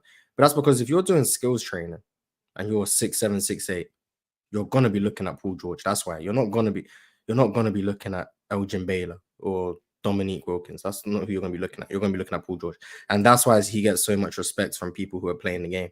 But I don't get how that makes him overrated. I think that's just acknowledging how skilled he is. Who sent that super chat, Ron? You still got Tito that? El Bandito. Tito. And what does being the team like a small forward mean? Like that's a bad thing. That's what I want to know. That's what I'm getting. That's what I know who sent. I want to get to man. Watch what you say about Tracy McGrady. Because Tracy McGrady, a top 5 shooting guard of all time. So I just need you to be locked in. Thank you. We talked about DeAndre Ayton for a little bit, but I do want to play this snippet of what Ayton said last night after his 5th straight double-double. 6. Oh, okay. Let me know if y'all can hear this. This night and that of the team. My performance is irregular. I don't know, just playing hard, man. Approaching the game the way I wanted to approach it, and every night's a big night. Playing with these guys and getting to know them, and just being out there with them and battling. That's all I can say. That's what led to it, to be honest. Do you feel like you're fully unlocked now as far as like them being able to get the most out of you and the way that you kind of use in the offense and stuff? Yeah, most definitely. I feel like honestly, coming into these games, I'm trying to do everything. Not only do my requirements, my role for this team, but do a lot more. And that's where I'm at. I'm more, dominant. People like to laugh at it, but it's the truth. Why do you think that is? Why do you think people? I don't know. I just be trying to bust that ass. You're putting up numbers That's, right that's now, about like, it. It's hard. You can't really. Yeah, I don't know. I listen and I hear it and I love it. It's I thank these haters for it. Because it's making me approach this game in the right way and carry the PDX on my back all the way. So I thank them. I'm wearing the cape all the way.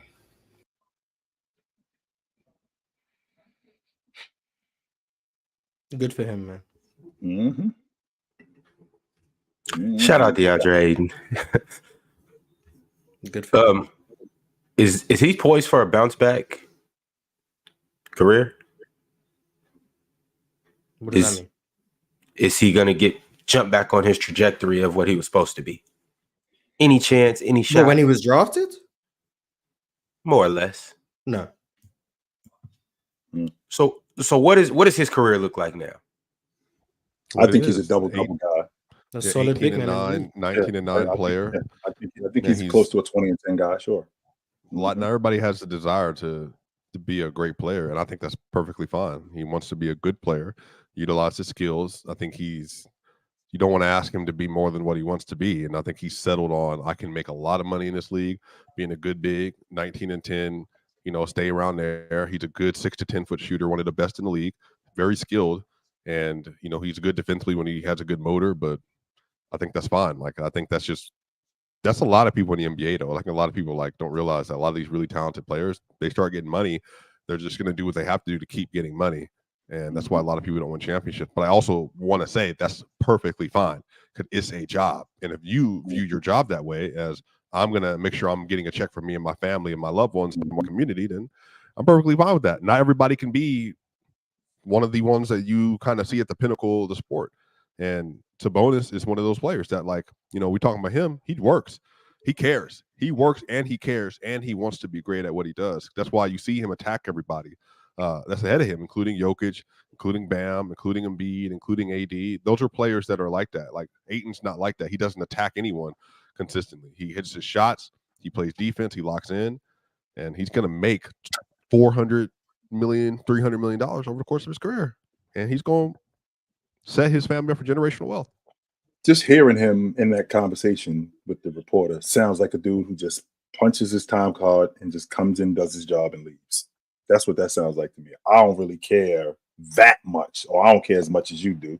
But to counter what Swiper just said, unfortunately, for my generation, you're supposed to care more. For my generation, you're supposed to play hurt. For my generation, you're supposed to give it all you got because all of the money that you're making. The problem that we have is that these dudes make all of this money up front. So because they make all of this money up front, you take the motivation out. So when you get a guy who is on his second deal and he's making $137 million, he's looking at this like, well, is this championship thing really that important? I already played in the NBA Finals and I went up against Giannis, and it's obvious that I'm not that good. Do I want to be that good, or do I want to just keep getting paid? Well, more times than not, I'm going to just go with getting paid. That's what I'm seeing from a lot of these guys. So I'm seeing a guy who is a 20 and 10 guy. And in addition to him being a 20 and 10 guy, we'll have some games throughout the season like what he's doing now. I think his last five of his last 6 games, he's 25 and 16 of his last. He could definitely be an all-star caliber center, an all-pro caliber player. But I don't think he wants to be. I don't think he wants to be. And because he doesn't want to be, that's what we're getting. We're going to get a 20 and 10 guy who shows up, and if we win, we win. And if we don't, I tried. And there's a lot of players that end up being like that. They're young right now too, that seem to be kind of headed in the same direction. I don't fault anybody for that, honestly. Like, if you find something you're really good at and somebody says, "Here, I'm going to pay you 25, 30, 40, 50 million dollars to do it," then cool. I can take fan bases getting mad at me because they feel like I'm not in the best in the world conversation. That's perfectly reasonable. I think that's why when fans sometimes get mad at contracts, I'm just like, Jalen Brown, for instance, has the most expensive contract in NBA history, but you can tell he cares. He leans into it. He cares. He works on stuff. He cares. But there are some players that they're going to get the bag. Bradley Beal, I think, is another dude who cares. He's just injured.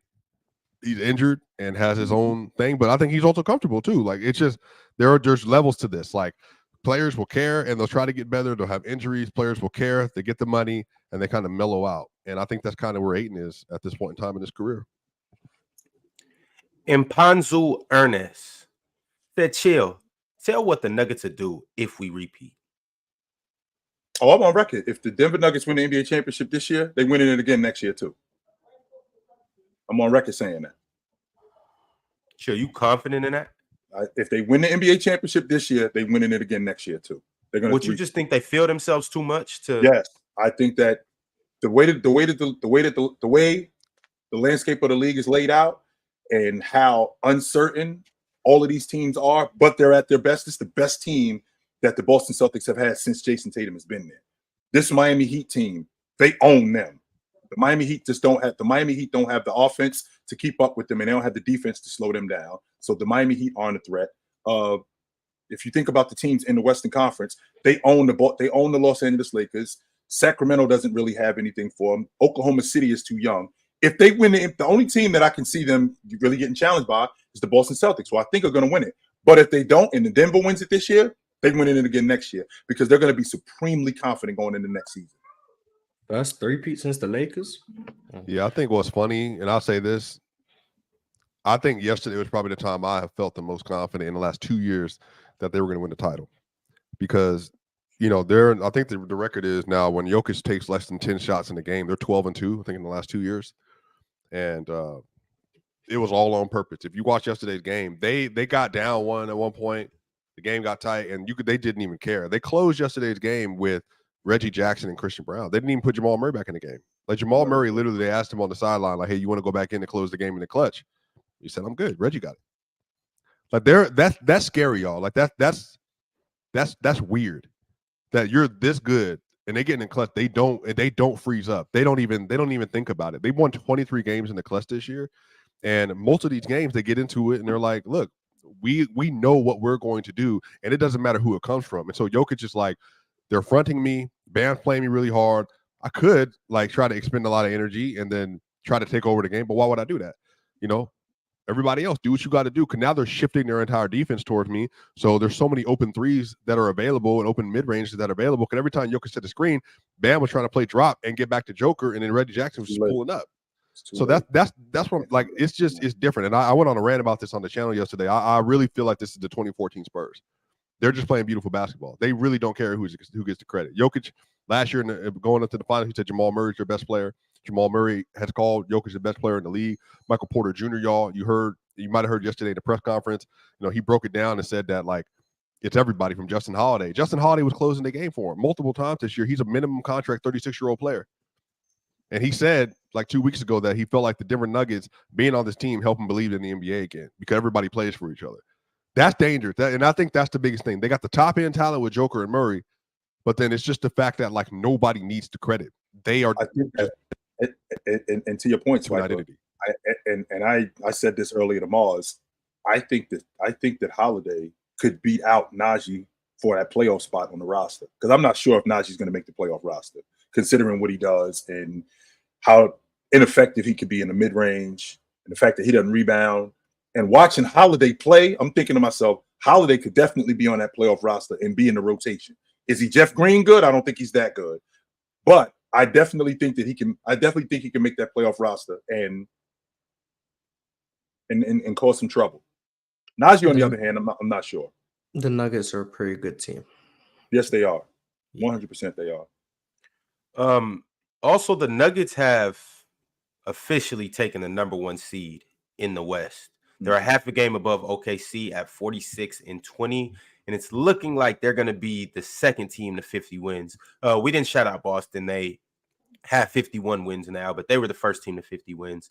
But I want to ask you guys, who do you think is next to 50 wins? You got Denver at 46-20, OKC at 45-20, Minnesota at 45-21, and then a couple of Bucks teams in have Cleveland. The Bucks and Cleveland are both 42-24. And then the Nuggets. So the Nuggets, the next team to win 50 games. And then I think after them, Oklahoma City. Yeah, give me OKC. Yeah, it might be OKC.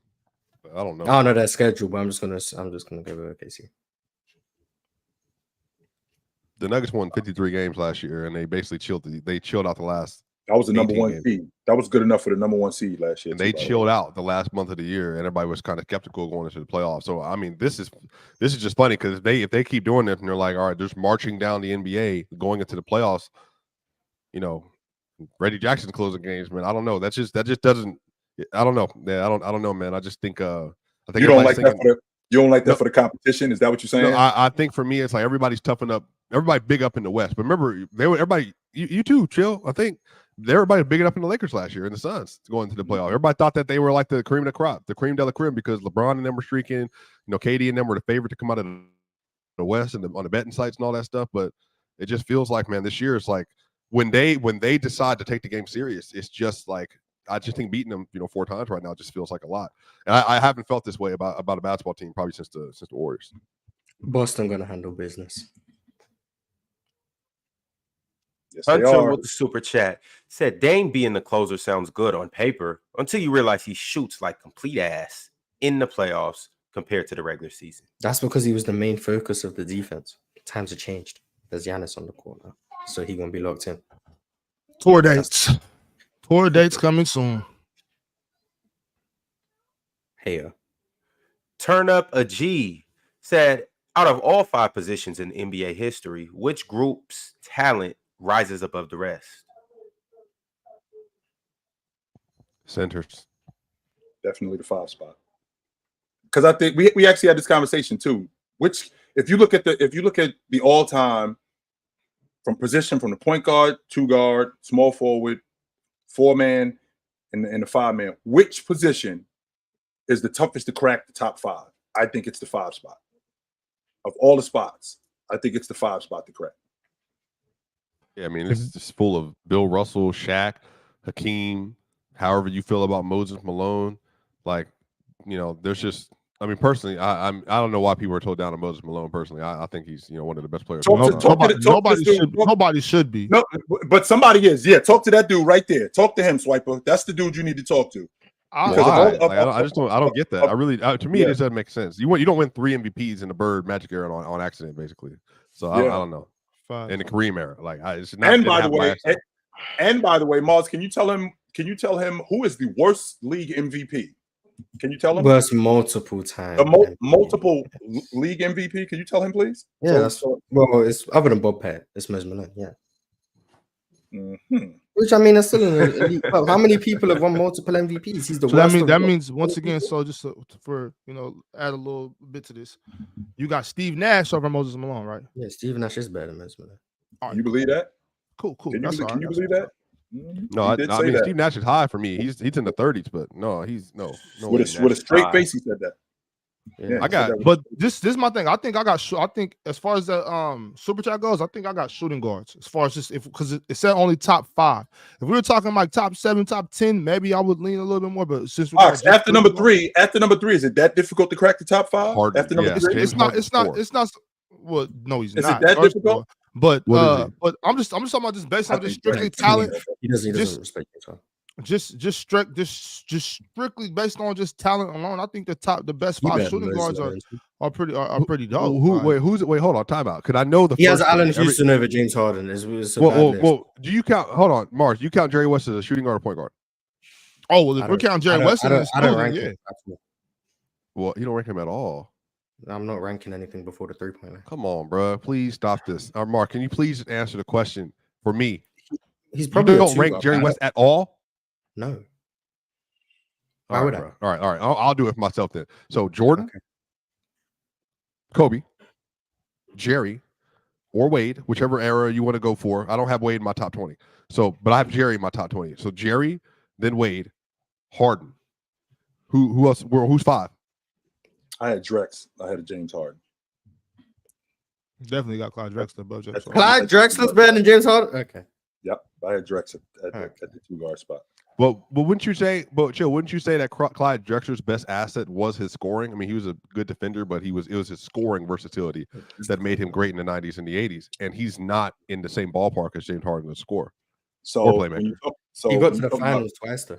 So when you talk about good defenders, well, he's actually a better defender than that. He was the only player in NBA history to retire in the top 10 in steals and not make the All-League defensive team one time. That's never happened. Not only that, the Portland Trailblazers invented the hustle board. So he was the epitome of that. So when you're talking about Clyde Drexler as a scorer who was very right-hand dominant, Drex would definitely use his left hand, but he would use his left hand to get back to the right hand. But Drex was definitely multifaceted. Drex could play the 1. I don't know if you guys remember this, but the first year Drex made the All-Star game, he made the All-Star game at the lead guard spot. He didn't make it at the 2 or at the small forward. He made it at the lead guard spot. So in terms of a transition player, when you talk about being a scorer, sure, the game is a lot more wide open. And the fact that James Harden throws the ball between his legs a bunch of different times, I think James Harden there was a number where James Harden dribbled the ball over 600 times. I mean, that doesn't wow me.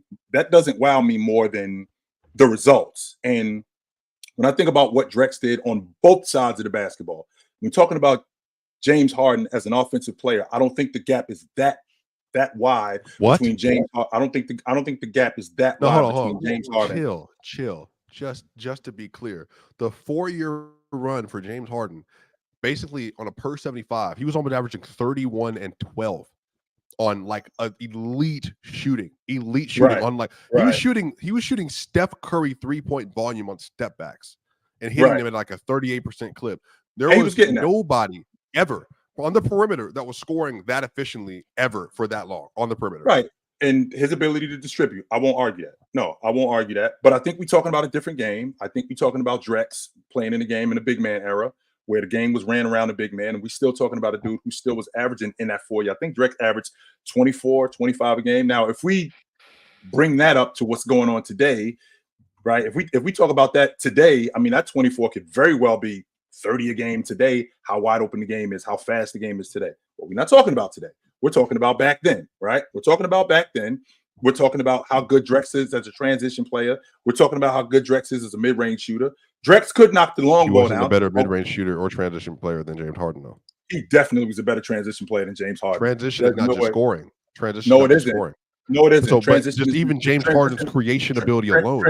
No, you're not going to sell me that one. No, I'm not going to sell you that. So he was James Harden in transition was either getting a layup, a foul, or a bucket at the rim, or a 3-pointer at his apex on every possession in transition.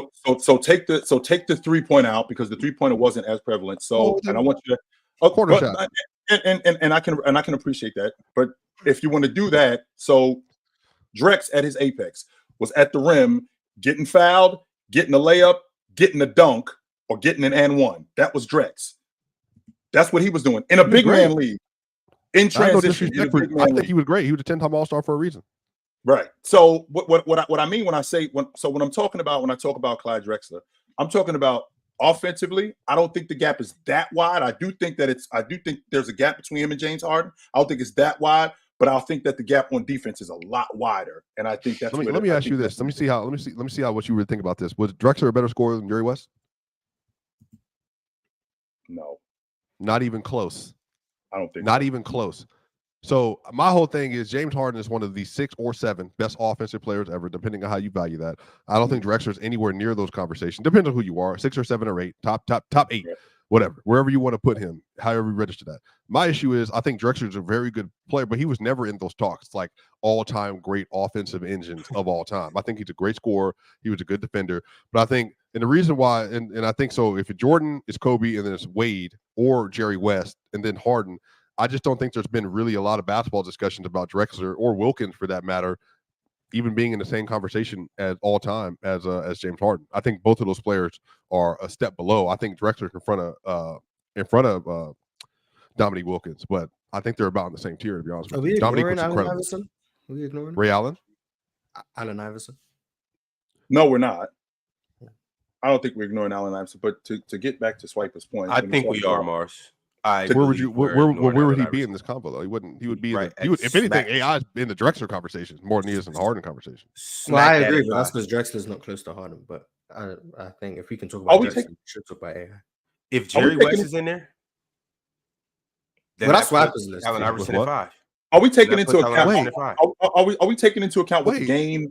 Are we taking into account what the game is and what the game was? Yes, I think but I'm not. That's why MJ's at 1. And I think I think no one discounting that. Kobe played in the 90s too, and I got him at 2. But Drex played in the 80s too. No, so but listen, but I'm saying, but Jordan was also in the 80s, and he's the prohibited number 1. Not even close. There's no one close to him. But I'm saying, again, I'm showing you value because I'm reading Jerry West played in the 60s and 70s. And again, I want everybody to understand this in the chat. This is Jerry West. Damo, just give me a second. Making faces. I know. It's Jerry West. We're talking about pre-90s, pre your birthday in 97 on September 2nd.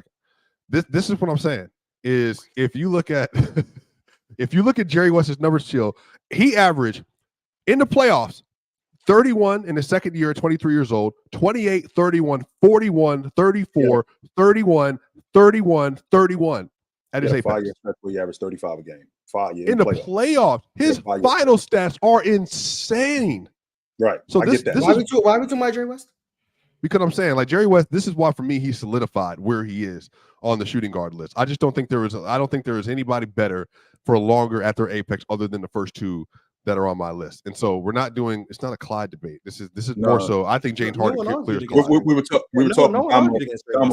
about Drex and James Harden. We were talking about the conversation started with of the 5 positions, which position was the toughest to crack the top 5, and in which position was the toughest to crack the top 5. I said the 5 spot, and then we brought up the 2 guard spot, and Swiper brought up the 2 guards.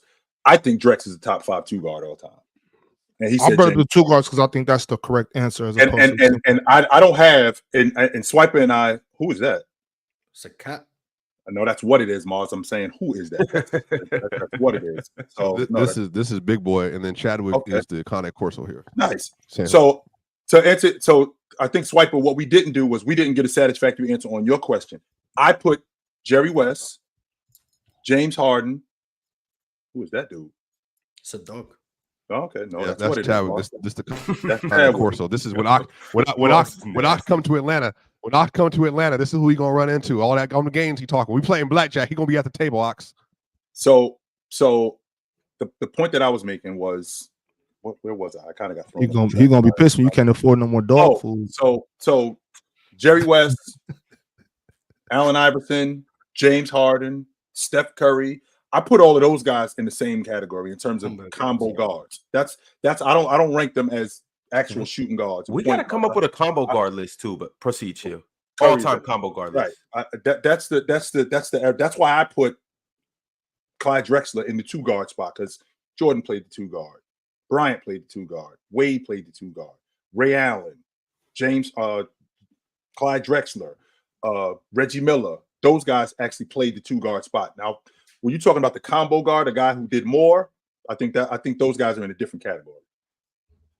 I gotta ask you guys, and Damo, I want to start with you. Welcome to the show. By the way, Damo, Belt to ass, Damo.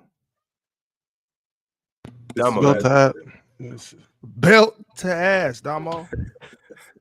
but before we get there, Ox, I'm telling you, we're on a direct flight straight there. But no layovers, no layovers. I gotta ask, since we're right here, one has to go. Clyde Drexler, James Harden, Jerry West, Allen Iverson. Allen Iverson.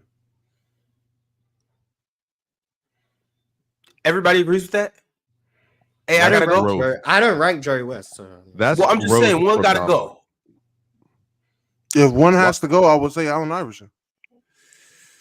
If I had to get, if there was one, I'd be like, you'd never. No, wait, what? Ron, what are you confused about? Ron, what's wrong? He's got AI over James. He's got AI over all of them.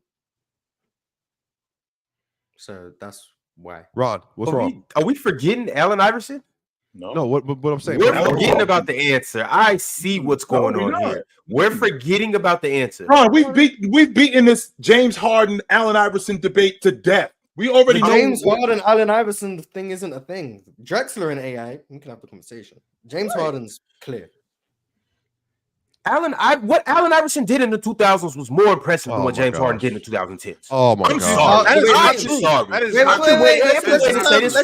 been waiting to say this for a long damn time. What James Harden did in the 2010s was overrated. Overrated. 2001? You mean 2001? No. I'm talking about from '99 till whenever he stopped playing in the 2000s. 2000, like yes, from 99 to 2000. He had a better 7-year run than James Harden had. Can I just add one thing? Wait, what?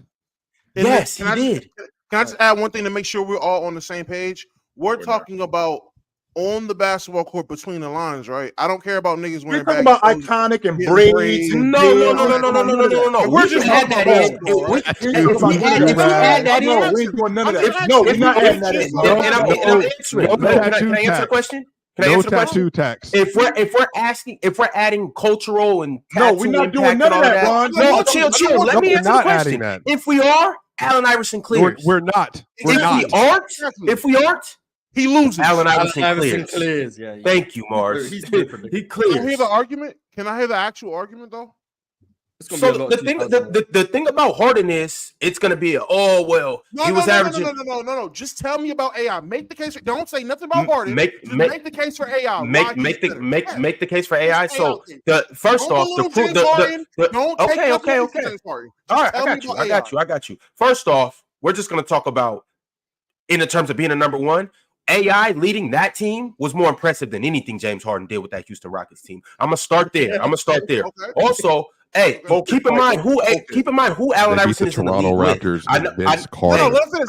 Let him I know James Harden was in the league with Steph Curry, LeBron James, yada yada yada. Okay, Allen Iverson was in the league with Kobe Bryant, Shaq, in the other conference. Tim Duncan. Unanimously. Hold on, you don't even know where I'm going. You don't even know where I'm going with this. He's unanimously 3 top 10 players of all time, amongst others. I can get into other people that were KG, and all these other greats that played in the 2000s. Allen Iverson, this many scoring titles. This many. 4 scoring titles in an era with all of them. But we act like that wasn't anything. Leads his team to the finals, but we act like that's not anything. A 3-time steals champ, and I hear, Allen Iverson was a slouch on defense and this, and this. Still a 3-time steals champ. Okay. What Allen Iverson did over that stretch, it just seems to be forgotten about just because he played with Kobe, Shaq, Tim Duncan, KG. And I'm what he did was nothing short of incredible. For a dude that was 6'1", he for real dominated in that era. For real dominated. But once again, we act like what he did just wasn't anything. No, he was good. Very good. He was a great player. And then people come up here and say he was good. Allen Iverson changed the direction of when he came with that crossover and started doing the things he did. We talk about what Steph Curry did changing the league. Allen Iverson changed the way guards play in the NBA. Crossover. Allen Iverson made and won. A whole and one revolution started because of Allen Iverson. No, it did not. There's a documentary on Netflix of how that started, by the way. No, it did not, man. What? Give AI his credit, man. Give AI his credit. Allen Iverson made dudes be able to start dribbling and stuff like that. No, he did not. Okay, look, check it out.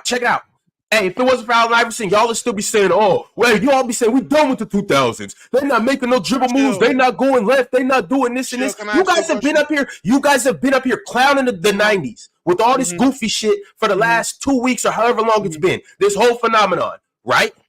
Allen Iverson comes in 98, crosses Jordan out his sneakers, and all of a sudden that changes the pantheon of the way basketball is played. All of a sudden, the next generation of guards start coming with crossovers. They start coming with in and outs. The moves start getting a little trickier. Allen Iverson started that. You don't think the bag was there with Pistol Pete Maravich? Pistol Pete was an anomaly, and Pistol Pete was dope. But he wasn't doing what AI was doing. AI was one of the first people started. Pistol Pete was absolutely an anomaly of what he was doing. Can we please stop doing this? Tim Harden has had enough. Can we please stop allowing people to lie about stuff and then we just move past it like it's normal? No, stop lying. One, Pistol Pete was not an anomaly. He had a game style that was custom to black players at that time. He picked it up from the black kids across the track. That's where he got it from. That was normal back then for black kids. White kids didn't play like that. He was the first white boy to adopt that style and go professional. He was an anomaly. Hold on. He wasn't an anomaly. He was white. He wasn't. Who else during this time was doing that, Damo? Besides the kids across the street that none of us know about, who else during that time was doing that? I just need to address the lies. Hold on. Still, where did Isaiah Thomas get his crossover from? I'm talking about 80s Isaiah. Where did his crossover come from? He's seen 6-year-old Allen Iverson. From the 70s. From the 70s, right? Yeah. Yes. Okay. And where did they get it? He didn't get it from Allen Iverson. No, he didn't. Okay, cool. Wait, all these black players had names like Swift Feet Johnson and all that stuff, by the way, Ron. So I imagine he got it from the them. last one, because again, I just don't want the lying to keep going on when we're trying to acknowledge our players and hype our guys up. When it comes to AI and the revolution of N1, yes, I will say AI did help street ball culture be more acceptable in the NBA, but he's not the reason why a bunch of kids were putting their balls in their shirt and spitting that hole like hot sauce. He was not the reason why people like Jason Williams was adapting elbow passes and trickery passes. That was and1 before. That came from street ball culture, which has always been a thing. Rafir Alston to my Lou, That maybe? is not a that there is no way, and I mean no way, we are about to give AI the credit for the popularity of and1. No, that's just not true. AI is a big reason the play style in the NBA adapted. Yeah, a nobody big reason. disagreed with that. I don't say he got to have 100% credit. I'm not going to say he was. You said he started N1, Ron. You said he was. I said he started N1, and I was exaggerating. Okay, I'm wait, sorry. Wait, guys. who was it? Wait, hold on. Who was a far. bigger? No, honestly, Ron, answer this question directly because you seem like you're in your early 30s to late 20s. Yeah. Who was better known for their handle in 2003? Allen Iverson or Hot Sauce? If we're being honest. Hot Sauce was N1. N1 was humongous. But I'm he saying, was You he can say was Hot Sauce. You can say Hot Sauce.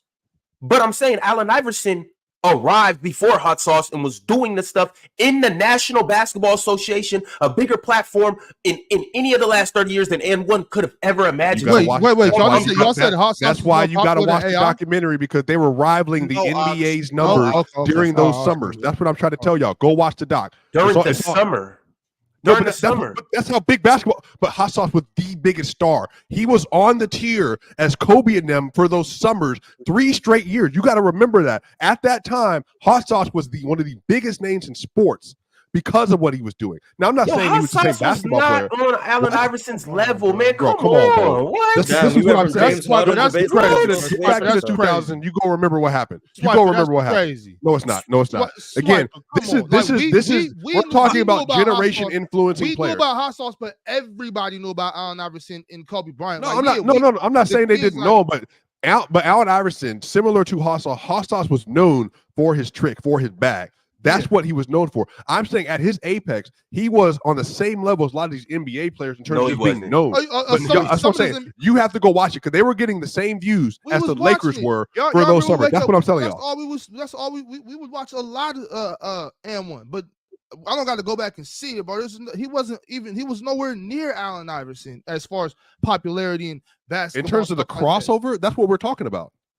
No, bro, I'm just talking about the crossover. That's it. We can talk about anything in the basketball. Shane the dribbling machine said that they were in a club in Detroit, and this is the world champion Detroit Pistons. They were in a club, and the Detroit Pistons was like, "Yo, that's main event over there. That's Hot Sauce over there. Let's go say what's up to them dudes." I just want to put that out. That's of course. I mean, that doesn't mean more popular now. Hold on. Let me you think to give context. Iverson in the club? Were the Miami Hurricanes? Hold on, Ox.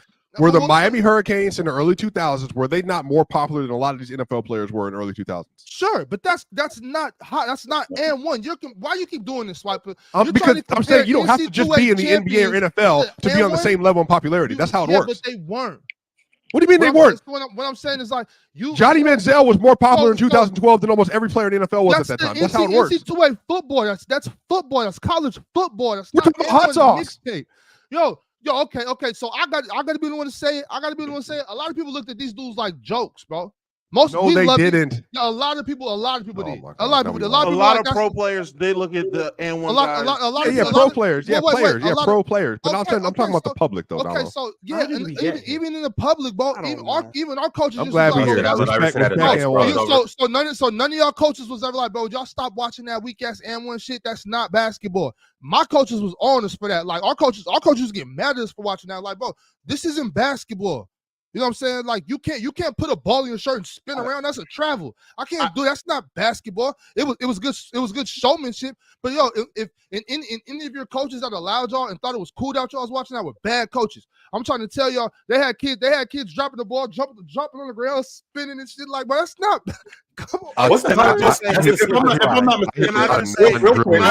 I didn't want to be the one to have to say it. I didn't want to be the one to have to say it because I loved it. I loved it.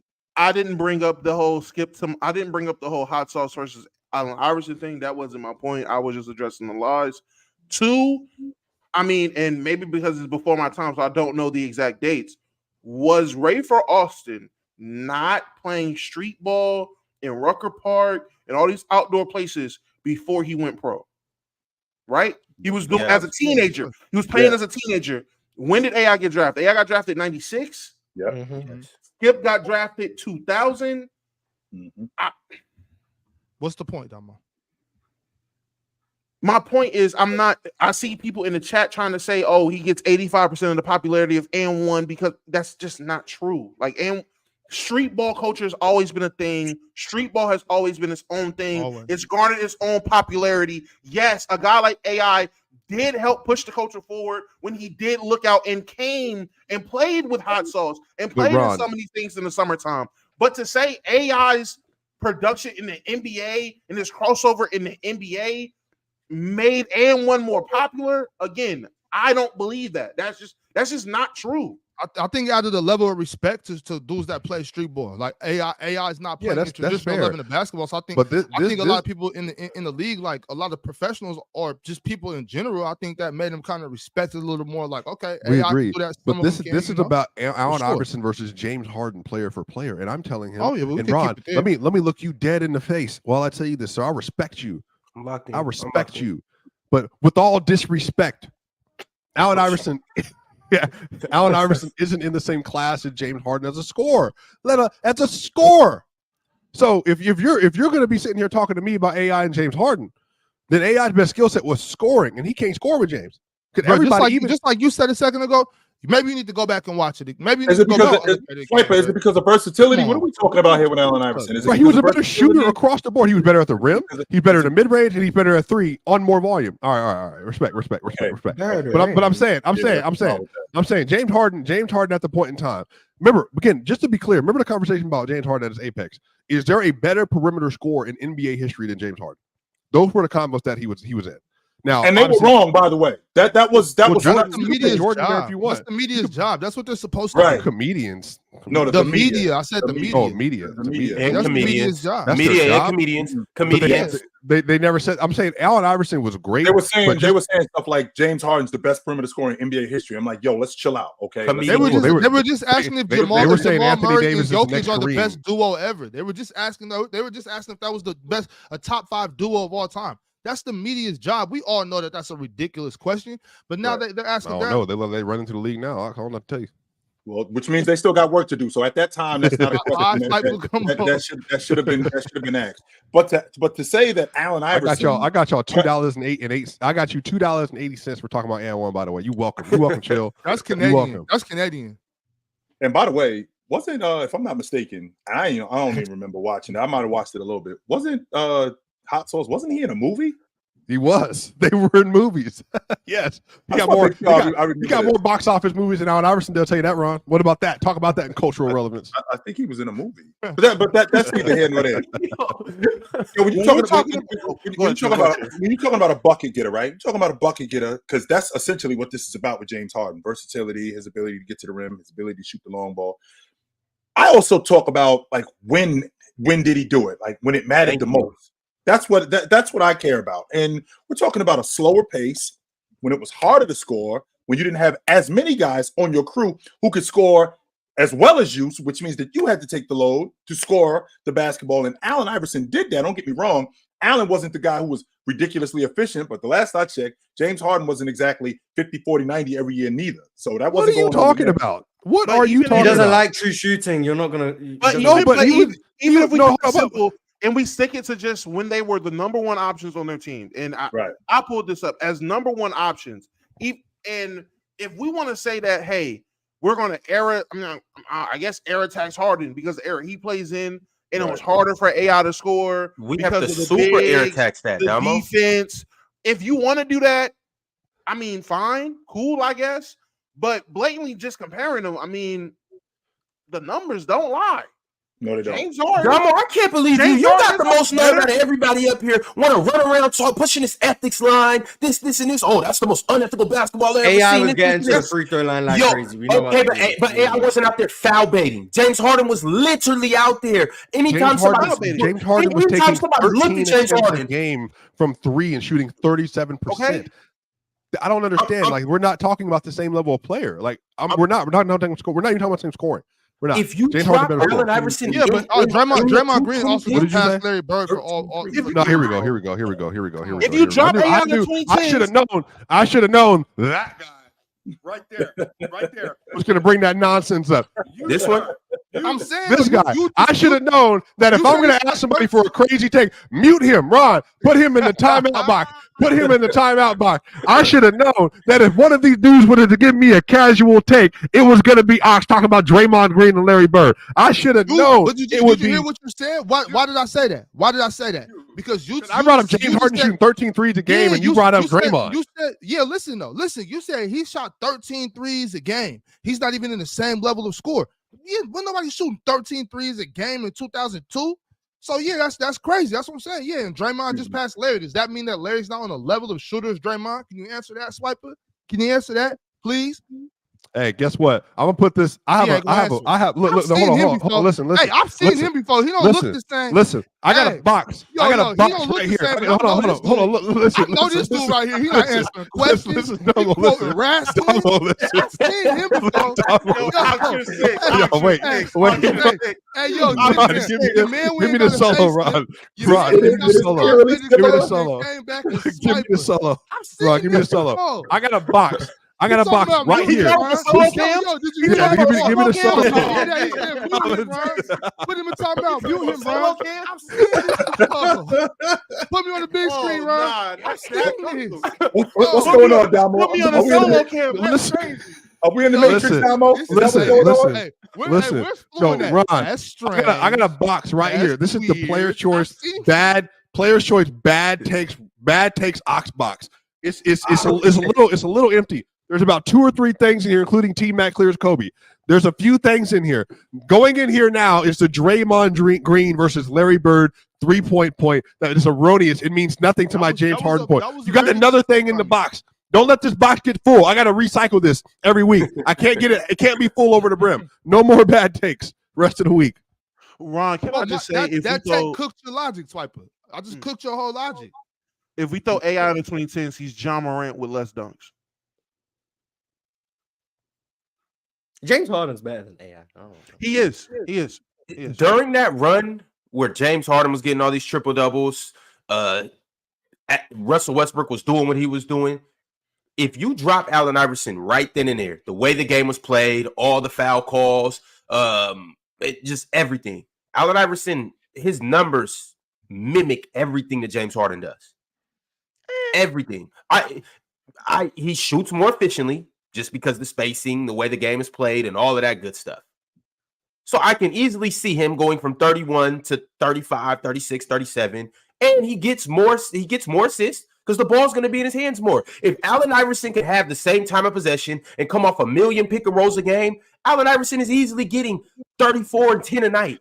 Easily. If he can play, If only he was a passer playmaker that's that why Harden was, everybody says we done with the 90s. That's why right there. Stuff like why? that. Because AI playing in an era where they was playing defense, physical. I mean, because at this point, no current player is better than any player before him. Because all you got to say is, given the way offenses play today, he would shoot better. Like it doesn't matter. Anybody that was an inefficient scorer, high volume scorer back then, all you got to say is, put them in today because they got space in, because of how the game is played. They're going to shoot better magically. They're just all going to just shoot better, and they're just going to score as much or better than guys today. Well, Tracy McGrady, he's averaging 38. There's no way Tracy's probably for real. Kobe Bryant today, 40 points. Michael Jordan in the 80s with no 50. Like, I mean, all those niggas are great. I'm sorry, they're great. But Damo, I only run to that. I only run to that logic. Brandon, 30. Like, no, Terrell was cold. I know he was cold. I know Ox, he was cold. I know. But look, Damo, I only run to that defense. I only run to that one when people argue it like Swiper and run to the stats. When you can't stand on game and talk about how they play basketball, and you gotta run to the numbers and true shooting, then I gotta go that route. That's all I got. Okay, well, hold on. That's anti-education. Florida City Council Ox version right there. Anti-education, anti-numbers. No, I'm not. I would never. Mars, as you were saying, Mars. Yeah. Well, first of all, when you use stuff like true shooting or just any efficiency, or if you want to use field goal percentage for whatever reason, you can look at just relative to the league average at the time. You can be like, we understand the 2000s was less efficient than the 2010s. But then relative to the era, AI was still less efficient than James Harden is. Yeah, let's hypothetical numbers. The league average true shooting in the 2010s is 55%. Hypothetically, I'm not looking up. Right. James Harden, 59%. Hypothetically, not just making up. He's 4% more efficient than the league average. In the 2000s, let's say the league average is 50%, right? So it's 5% less. And Allen Iverson's efficiency is 51%. Yes, we're not going to just be like, well, Allen Iverson is 8% less efficient than James Harden. No, because that's devoid of context. But relative to the time in which they played, AI would still be less efficient because he's only 1% more efficient than the league was at the time, and James Harden is 4% more efficient. That's not actually the case. AI was inefficient relative to the time he played. But just for the sake of the argument, relative to the time they played, AI was still less efficient than James Harden.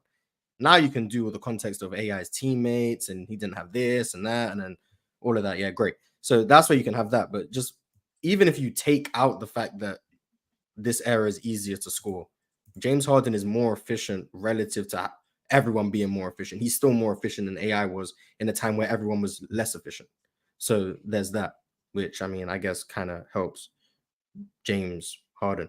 Also, can we keep the same energy for how we just believe all these offensive players from the old times when there was less defense, when there was more defense, how their numbers would skyrocket? Can we keep the same energy for the guys you praise on defense in the old generation and say they'd be worse on defense today? Can we keep that energy, or are we just gonna, because we praise these defenders from the 2000s and the 90s and be like, oh, they were so great defensively. Can we keep the same energy and say they'd be worse on defense now because they can't touch anyone and they can't do this and they can't do that? Can we say they'd be worse defenders? Can we do you can well, first off, I want to say just to acknowledge the Allen Iverson thing, he can still be less efficient and still slaughter the league. Sure. He can be a few percentages less efficient than James Harden and still average 35 and 10 assists. Yeah, also, he'll be worse than James Harden. But yeah, carry on. Also, too, and better on defense. So he's not better on defense at all by any stretch of the imagination. So, hey, Mars, that's a fair statement though. When you think about it, that's a fair. A lot of times when I'm talking about the difference in this basketball and that basketball, I usually attribute it to the fact that it's about money now, and they're changing up the game to make it more money, right? So I think that's a fair statement. There's guys like Hakeem that I think will still be good just based on his athleticism, meeting the ball up top, getting blocks. I think like there's certain guys I won't, but for the most part, I think you're 100% correct in that. Thank you. So was everybody?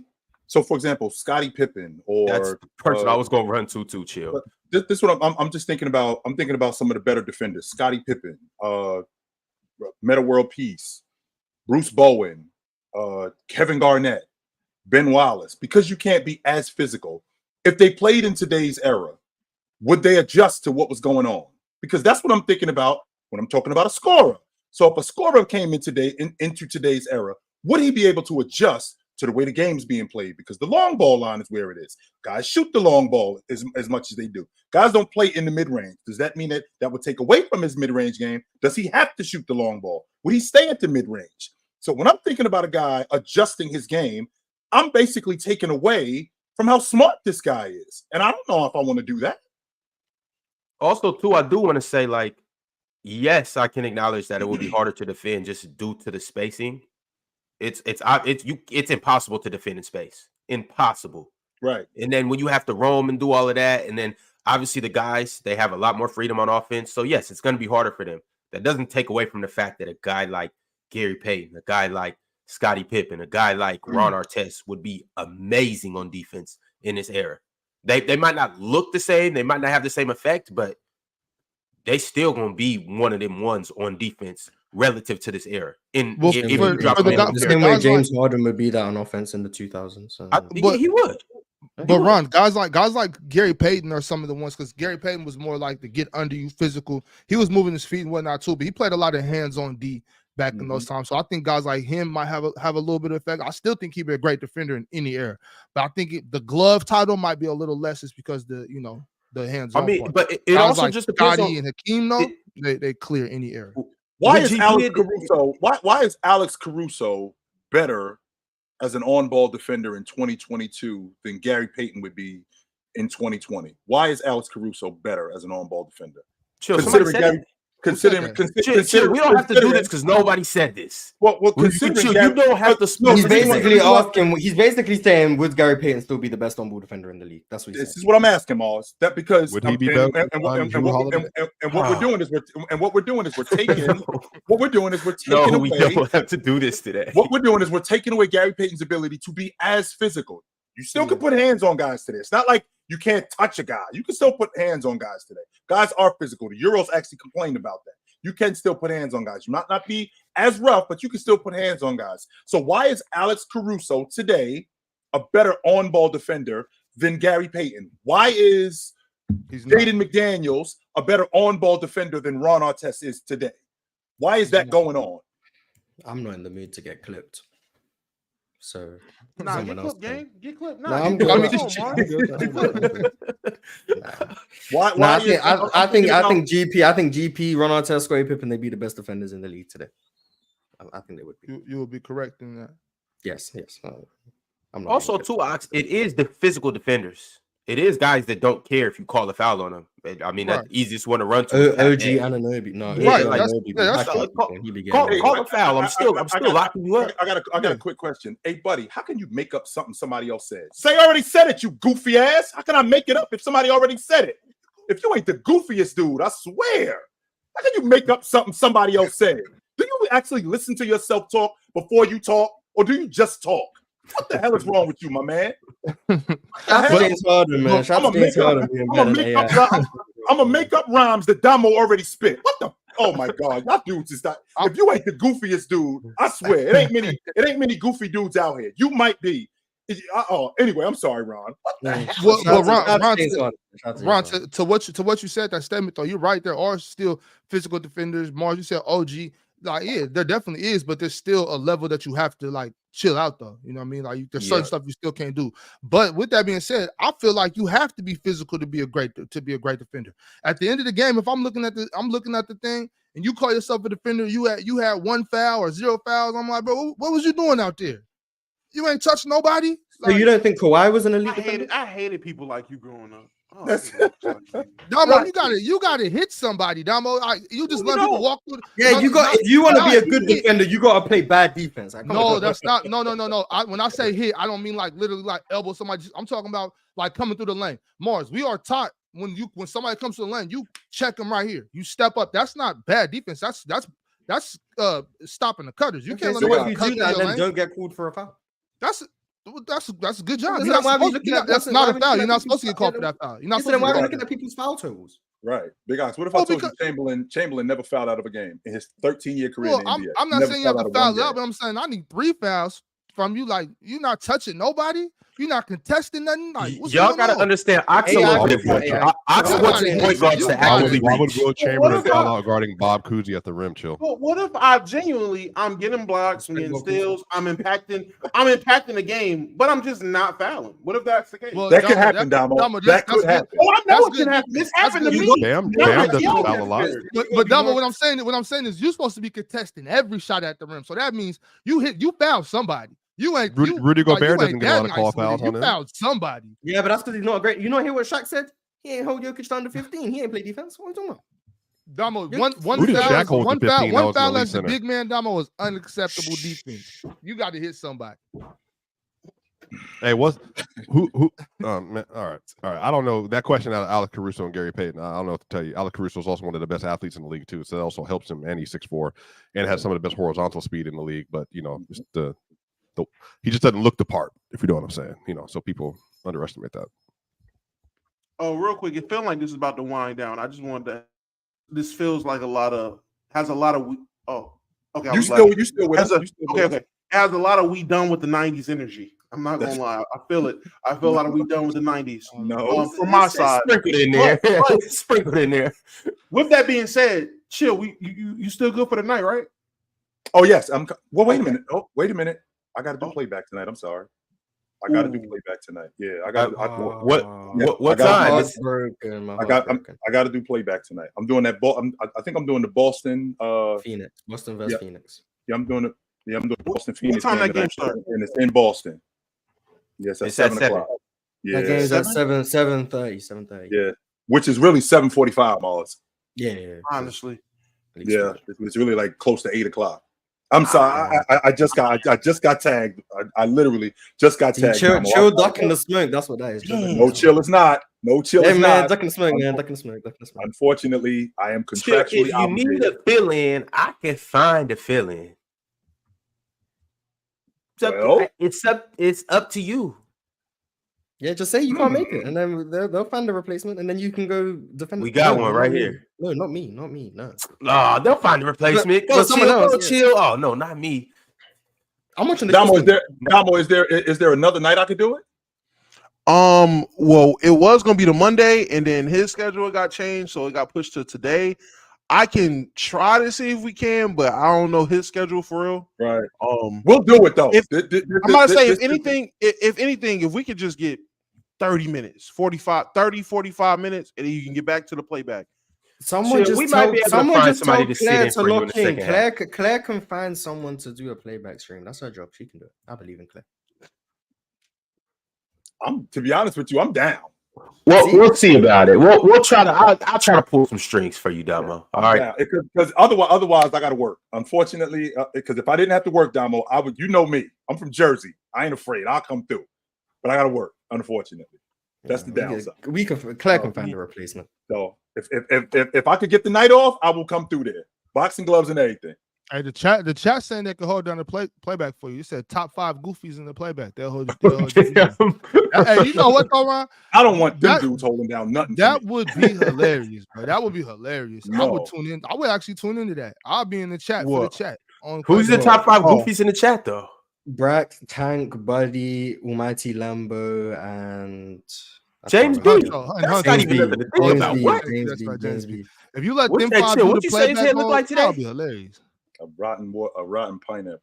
I ain't never seen somebody with with so many different head shapes ever. Bama said he'll do it. It's at 7:30 Eastern, Bama. And then if he could cover me until for like you said for like a half an hour. 45 minutes, something like that. Yeah. And then I'll come through for the rest of it. How about that? We'll figure something out. We'll talk offline, but we gonna work it out. We gonna work it out. I can do that. And what's going on tonight, Damo? We have the originator of We Done with the 90s, Pete Town. Pete Town Hoops pulling up to the pod to go against our beloved OG Chill Town. And we're gonna finally get this debate settled. Current era versus the 90s. Let's hash everything out. Let's get everything on the floor. Right get to the bottom of this. Word. Okay. Uh-oh. It's gonna get crazy. Let's get to the bottom. All right. Speaking of getting to the bottom of things, there was a game last night between a team from Northern California and a team from Southern California. They both wear purple. One wears purple and gold, and the other team, I don't know. We beat the purple off them. Oh, damn. Okay, well, it was the Lakers versus the Kings. For the how many time? Man. The Lakers have beat the Kings 4 times this year. If y'all grew up in the 90s, you probably had the black beat off you once or twice, right? That's what we did. That's what we did to them. Beat the purple off them. I beat them like they stole something. It's starting to not even get fun no more. I'm tired of saying beat LA. I prefer the old days to this. It's boring just spanking the boys like this. It's never boring winning. I don't know where you get that from. You know what people who say that? You know people who say that stuff? People who ain't never won before. That's those people. You never get. We so used to losing to them dudes. We don't even know how to act right now. Yeah. We tearing stuff up. I love it. I love the comfortability that Sacramento and Sacramento fans are getting beating the Lakers. When the playoffs come around and that flip gets switched, send their asses back home. That switch get flipped. That switch get flipped. That switch get flipped. We send that ass back home, man. No beans in like the playoffs. Y'all won't be there. I'm sorry?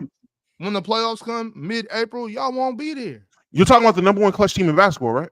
I'm talking about the team that ain't gonna be in the playoffs. You're talking about the number 1 clutch team in basketball. Okay. Yes, Swiper, you heard that correctly. You heard me, Swiper. Yes, Damo. Because Swiper we either first or top for first. I'm sorry, what you first say? Or top first. The best clutch team in basketball. That's what he just said, Swiper. Hey, number 1 rank, not the best. They're not before that. Number 1 rank. Team in basketball. Numero uno rank. Number 1. They are actually not the number 1 clutch team in basketball. What the clutch that's up? It's fake news, Damo. You lied. What clutch stats up? I don't know Damo, about that stat. aside They from are that, good. They are good in the clutch, though. aside from the stats, what roster or what lineup do you guys put on the floor that you believe is the most clutch lineup in the league? Any Rui better be on. I love Rui. Like what lineup that would you put out there that stacks against any other clutch? If we in lineup the that any other team could put? playoffs, I'm not gonna lie. The Pitt barring Cat done. So barring a team running super big, I would say for us, it's two different lineups. It's two variations of the same lineup, but essentially, ye old faithful, D'Lo, Reeves, Rui, Braun, A Dizzle. That's the first one I'm going with. And if we need more defense, in my opinion, whoever's hotter between D'Lo and Reeves is the one. I would say, Gabe Vincent. Yo, stop playing with me, son. Stop playing with me, son. Stop playing with me, son. Stop playing with me. Stop playing with me. I don't want to say it. Spencer Dinwiddie. Cam Reddish. I really, and it's between Dinwiddie. It's between Dinwiddie and Torian Prince. Spence hasn't been as bad, and I understand. That's your clutch team. Hey, look at the stats. Did you bring the stats up yet? Yeah, they're not even the Lakers in the season. By the way, mixing with some bad wins versus the Wizards and the Charlotte Hornets. Who you beat now we're trying to add weakless cons. No, the Lakers this season. They're 19-8 in the clutch. And again, this is what I'm saying. They are good. They're 19-6 in non-Nuggets games in the clutch this year. 19 and 3. Or no, something. They're like 19 and they're like 19 and 3, I think, without any Denver games. That's what they've been in the clutch. They've been really good. I mean, they're a plus 12 net rating but their defense sucks in the clutch. They're a 113.3 defensive rating, which is 15th in the league. Their offense is pretty good, but no, they're not even close to pretty good. Best team. What's pretty good? Yeah, what's pretty good. Well, the clutch, the best defenses in the clutch are Orlando. Well, no, not the defense, not defense. The offense. Offense. So the Lakers this year, offense in the clutch, they're a 119.9. That's good for 11th in the NBA. Oh, Jesus, that's right outside the top 10. But your offense has been good though the last 2 months, though, Damo. Like they've been the top. They've been the top 4 offense last 4. No Vando. Vando's. I mean, when Vando come back, I honestly no Vando. No Vando. I don't know how you get worse offensively when you're Vando. I didn't know you can get worse than the floor. Nah, I don't trust Vando in the clutch moments. Man, y'all need to do what y'all got to do. Lakers are good. Thank you, Morris. Thank you, Morris. I believe, honestly, Say it again. I'm asking if he actually thinks his team is good because, like, it sounds like he's trying to make the case that they're good, and I'm confused. I'm just talking about a clutch lineup, a lineup to end the game. What I'm comfortable with ending the game. Honestly, that first one. I don't even want to name the second one. That first one is what I'd be okay with. He thinks I trust Vando. I don't. Do I think they're good? With Rui in it. I think they're good. I can't lie. I think they're good. When we're rolling, you think the Lakers are good? Hey, Ron. When we're rolling, we're good. Yes. What do you mean? When y'all gonna break this? On a good day, they're good. When y'all gonna break the bonds? When are we gonna stop doing? On a good day, I like the Pistons too. They on a 2-game win streak. Nah, even on a good day, the Pistons will fuck around and lose the lead. So I don't know about that one. You ain't seen a good day, Chet. Being controlled by the Laker media cartel. There's no future in that. All right, bro. This Laker media cartel thing is whack because ain't nobody been talking about the Lakers all damn season. That's not true. I definitely don't bring the Lakers up. No. You're the most talked about team on television. When I say nobody, I mean here. And why is that? In this circle. Because they have LeBron and it's the Lakers. I don't bring the Lakers up. There's a mysticism about the Lakers. Why we always talking about the Lakers? We don't always talk about the Lakers. All right, Damo. Have we always talked about the Lakers this year? 35 right now we're talking about the Kings and the Lakers. At least 35%. At least 35% of the time we're talking about the Lakers. That's one team taking up 35% of the time on the panel. Oh, y'all must talk about the Lakers a shit ton when I'm not on screen because that's crazy. Since I've been doing half the show, I promise you we ain't talked about the Lakers like that. I've avoided Laker conversations because I don't want to talk about the Lakers. You talking about the Lakers. You don't even realize when you're doing it. When the last time we talked about the Lakers before today? Yesterday. No, we didn't. Guarantee we did. I'll watch it. I wouldn't hear. If we don't talk about the Lakers, we talk about a player on the Lakers. We talk about James. We talk about LeBron. Yeah, LeBron gets talked about. That again. I don't. So does that have something to do with? So does Wait. that have something to do with why we talk Wait, about the is he Lakers? not a member of the Los Angeles Lakers? Right, but that's what I'm That's saying, what Damo. I'm Is saying. that They why? talk Is about that why LeBron we when it talking has about the nothing to do Lakers? with the Lakers. They talk about If we- LeBron from Miami days, Cleveland days. People just talk about LeBron and talk about LeBron. There's a lot of Bron sexuals that come on here that just boost LeBron no matter what the conversation is. Shout out Dion from Ohio. I'm saying for me, I don't be up here boosting for the Lakers. And if we want to sit here and lie, I'll go on my stream right after we end and I look through every goddamn episode I've done and point out when I haven't talked about the Lakers or Why would funny you talk do about that? the Lakers. You What know are how we much, talking you know about? how To make a long that would point? take. That's a lot of videos. Because I'm about facts. I'm about facts. I don't You come came on. up If here you so the about Lakers- facts, stop You lying. No, came, we you talk came, about- you we talk came about on the the show and said the If Lakers were the I'm best lying- clutch if team in the you NBA, think and I'm you said lying, you I'll got show you I'm back. not. If you think I'm lying, I'll show you I'm not lying. That's how I feel. But you I can show just I'm said the not Lakers were the best clutch team in the NBA. How you ain't lying? Aren't they? No, That's a lie. Is it not Denver? Is it not Denver? That's a lie. That's a lie, Damo. I was lied too. According if I'm not mistaken, ESPN lied to me. I was I'm lied sorry. too. So I ESPN was lied talking too. about the Lakers. You heard this on What- ESPN just what recently is talking it? about Well, it the was That's during the crazy, Lakers right? game. Right. I hope you were all talking they about the Say Lakers that during again, the Ox. Lakers game. Hey, say that again, Ox. I would all they hope. do on I would ESPN talk about the Lakers. hope during a Laker Did game. they open we're up talking about the Undisputed with the Lakers segment I today hope about so. Sabonis? No, they did. I bet they did. Anthony Davis. Oh, if only like the other day. Anthony ESPN. Why Anthony don't Davis you versus watch Nas ESPN? Reed the other I'm day. not Oh, there. if Anthony Davis I'm plays not like seeing- this, what's All right, stopping the we're being Lakers super from getting to the We're being NBA super Finals? literal. And Are I'm we happy sure? to- We have Are we to- I sure forgot. I'm sorry. that We- Anthony I Davis opened can't get to the Pandora's box. finals? Hey Damo, guys, when I'm we so beat the sorry. Lakers, when I we beat opened the Lakers, Pandora's they make box. it about the Lakers instead of about us. Oh, what AD this And season that's do tough. this. That's tough. LeBron That sounds didn't do shitty that. as a Kings fan. I can't relate. I forgot who I was talking to. I forgot what I was talking about. I forgot Swiper is a Nuggets fan, and ever since the playoffs last year, I them haven't said niggas a have word had a about 'em. vendetta against us because don't nobody They give a have fuck not. about the Nuggets and don't want They to talk haven't about said the a Nuggets. word. Therefore, they cry about how much Ox, everybody talk about the Lakers. May I ask you a I question, forgot. brother Ox? I forgot. Ox, My have bad. you Damn. heard? Have you heard at all Michael Malone or the Denver Nuggets bring up the Lakers at all this season? Yes. At the No, I'm very asking- beginning of I'm the asking season, Ox. at the very beginning of the season, yes, Right. they did. Yes. In the opening game on ring night, yes. When they were asked about them, have they brought them up since apparently the Nuggets are talking about them all the time? Bruce Brown did. Bruce Brown's no longer on the team. What about you? I haven't heard me. What What about about me? you? What I about talk you? I talk I'm NBA talking about the content. fans. I'm not talking about the team. Bro, I'm talking about the don't call me no fans of the fan. Nuggets. Well, like I ain't no I'm talking fan. about Nuggets fans. Well, like I I'm ain't no talking fan. about I'll Nuggets box fans. you up right now, Damo. I ain't got no No, fan. you won't. Call me No, no you fan. won't. I'll box you up right now. I'll box you up right now. Your ankle's the same size as Ox. You can't run and chase nowhere. Don't run and hide. Don't run and hide. Don't run and My hide. ankles can be whatever side. This drop step getting through you, buddy. You're not I ready. got buddy. normal. I You're got not normal ready. size ankles. You're bro. not I'm ready. looking at my ankles right now. They normal See size. what you done done. See what you done done, Swapper. You done gave Big Ox a complex now. See what you done did now? You done got him all screwed up. You done gave him a complex. You think his ankles is bigger than they really are. You done screwed them all up now. Damn.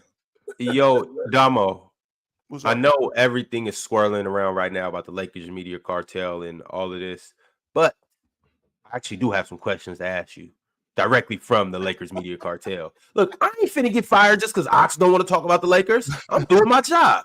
Right. If you guys don't make it out the first round, does Darvin Ham need to be fired? I said he needed to be fired last year. I've been saying he needed to be. I'm not relapsing. relapsing. I'm not Look at the relapsing. Western Conference I'm not Championship. You gotta relapsing. get- I still got a New Year's resolution. to hold David on Black got his team to the finals and got fired. to. I'm just saying, as long as you know me, Ron, as long as you've seen me on this show, there's one thing I've been consistent with, and that's Darvin Ham needing to be fired. I've been saying that. In his rookie year of coaching, I said he needed to be fired. So Darvin Ham, as far as you can see, he's on his way out. If it was up to me, I would say yes. Up now, I don't know what Genie and them are doing. I don't know. I don't know what Rob Pelinka and them are doing. Do you believe that he's going to be fired, though? No. No? So you think he'll be around next year? Yeah. Some of the And- stuff D'Lo said has been interesting. But And that made me want him to be fired more. But I digress.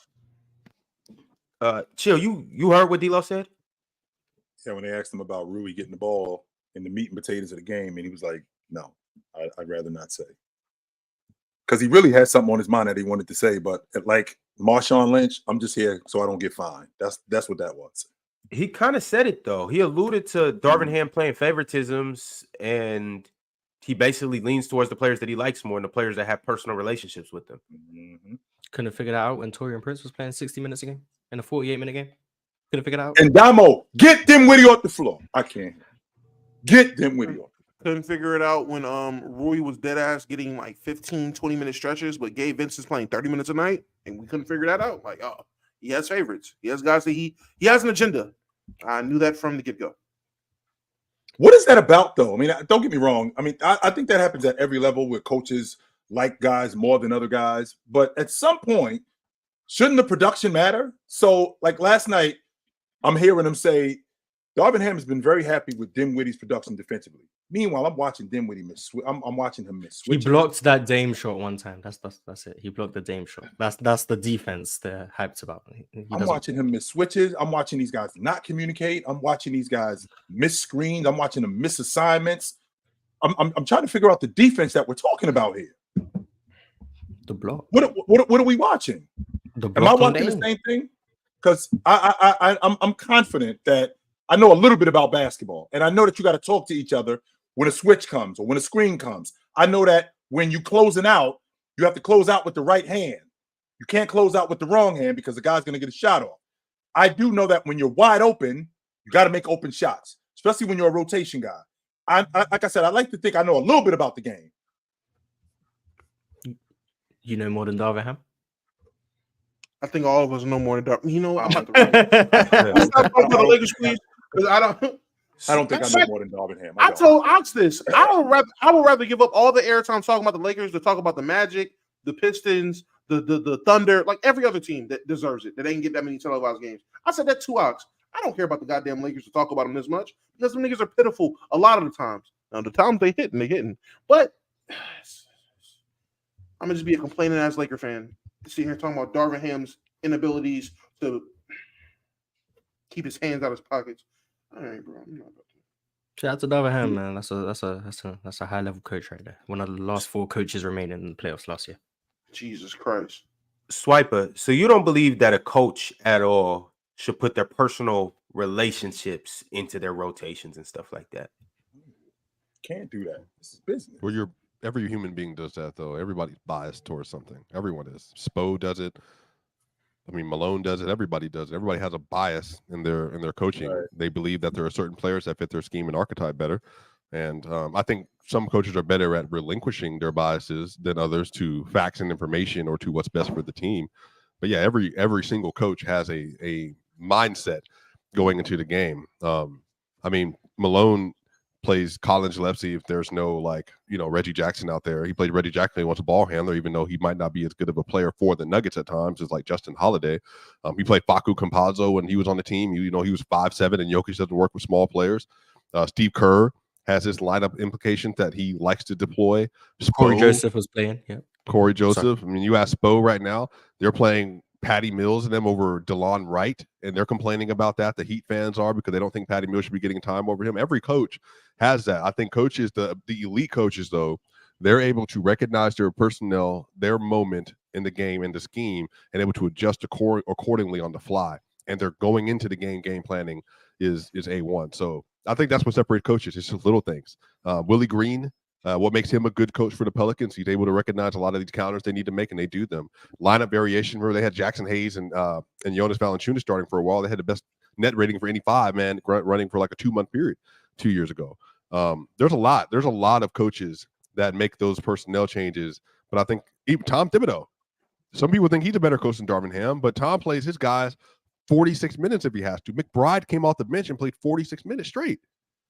Every coach has their thing. That was a little bit different with the Knicks. They only dressed 8 guys. That's number one. But number two, a couple of nights ago, Josh Hart, that was the first time, I think in the last 6 games, he didn't play 40 minutes. He played 39 minutes. Right. So, I mean, these guys play, they play a lot. Right. They play a lot. Yeah, he did it to Derrick Rose, did it to Jimmy Butler, all of them. Yeah, I can't stand that.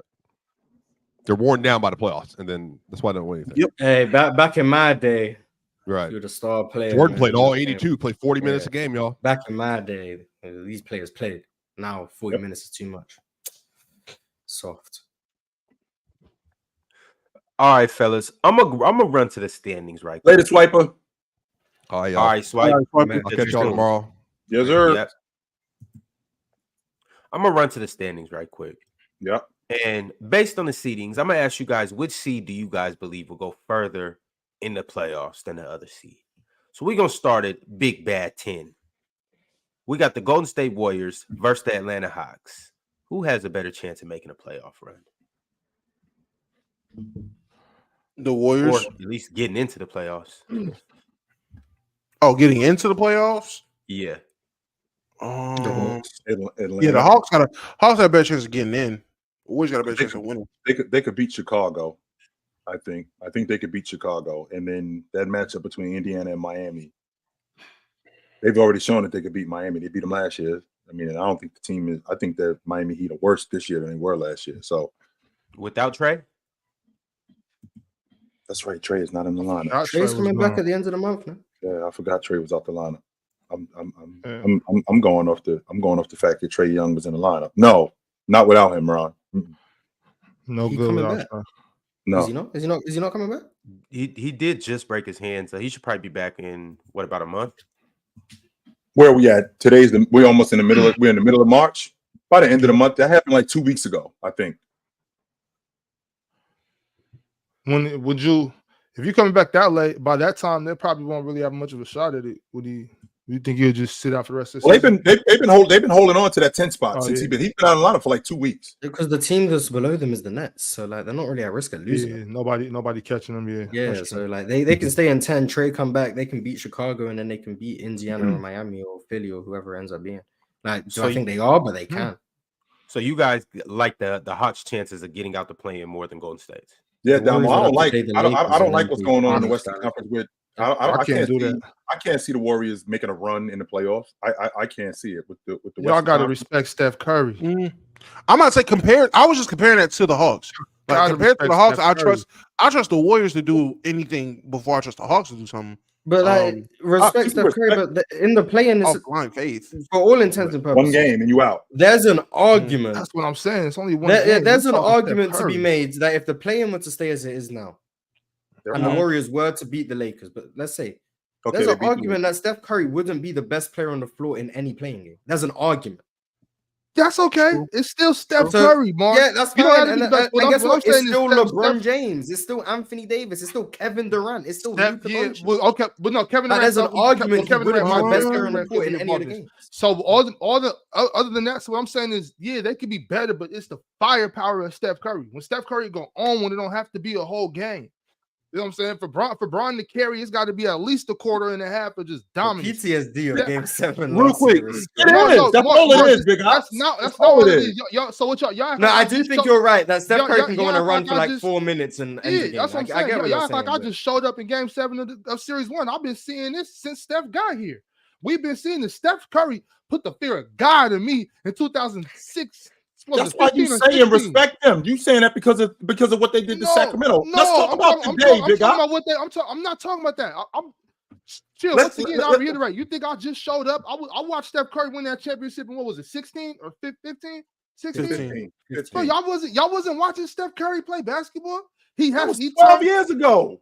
He just I'm sorry. okay. that was 9 years ago. Now I'll 9 years speak on ago. Game 7 of last year. Then okay. So, Okay. so I'll speak on Let's that talk now. about last Since we year. Now we got to talk talking. recent. Steph Curry will walk in your building and put 50 on you like quick. It's Right. It's all the Well, no, takes. he It's walked not in like- your building and put 50 Right. on you.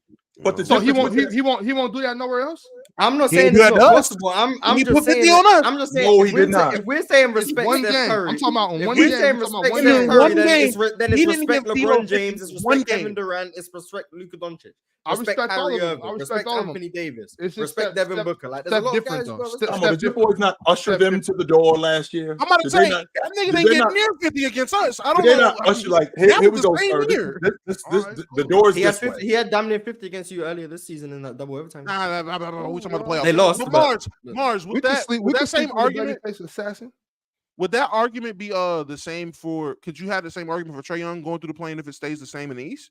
Will he not be? If is there you an think argument? DeMar DeRozan's better than Trae Young, my God, Any given he was night. hooping last night though. Shout out to I'm about to DeMar say, DeRozan. Oh my God. any given night, DeMar DeRozan can be the best player on the floor. Let's not act like Yeah, he that's can't. true. That's true. But I think there's levels to it. I guess. is what I'll I give would you say. that. It's levels to it. You're right. It's levels to it. And I'm not saying the Hawks are better than the Warriors. So I can see the poll. Like most people vote for the Warriors. I'm just saying the level of competition in the Western play-in is so much stronger than the Eastern play-in that I think it's easier for the Hawks to get out the East, where they have to play the Bulls and then like Indiana or Miami or That's what I'm Philly if they thinking. fall down, versus having to play the Mavericks, the Suns, the Kings, the Lakers. They're the 4 teams who are going to be in the play-in if the Warriors are in there too. Like the level of competition just isn't close. So We're the 6th seed. We're the 6th seed. yeah, but you're like 1 game above the Suns, right? Yeah, but Or like, No, you So, tied like, with them. You just want to. so like you're in that yeah, you're so we're in the that 6th group. seed. So like even if the Warriors were better than the Hawks, are they better than the Hawks by a wide enough margin to where they're close to teams like Dallas and Phoenix and the Lakers and the Kings? That's why I'm saying I think the Hawks have a better chance. Not because Maybe they're a the better Lakers. team, but it's about the level of competition you got. It's like back in the days when the Eastern Conference was trash. Like the Cavs with LeBron had a better chance of going further in the playoffs than like the Lakers with Kobe at the time before Pau Gasol got there. Yeah, Even though you could argue the Lakers were a better team, even though I wouldn't, but you could make that argument. But the West was just Based so on much the- stronger. based on Going the- further in the playoffs was easier Right. in the East. based on That's all I'm Right. saying. So if you look at So, the yeah. at the standings in the Western Conference, let's say the Warriors beat the Lakers, right? The Lakers are out, and they got to beat either the Suns or Dallas. Let's say they lose to the Suns. Ox is telling me respect Steph Curry. I think Denver smokes them. I don't think Denver beats them. I think they smoke them.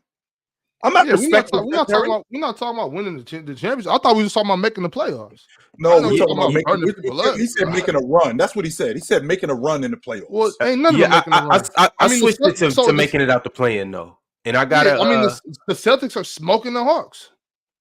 I gotta, Hey, I gotta keep it Respect the Hawks. pushing though, because we Okay. gotta now get to the 9th seed, and the 9th seed is the Los Angeles Lakers and the Bulls. Who has a better chance of making it out the play-in?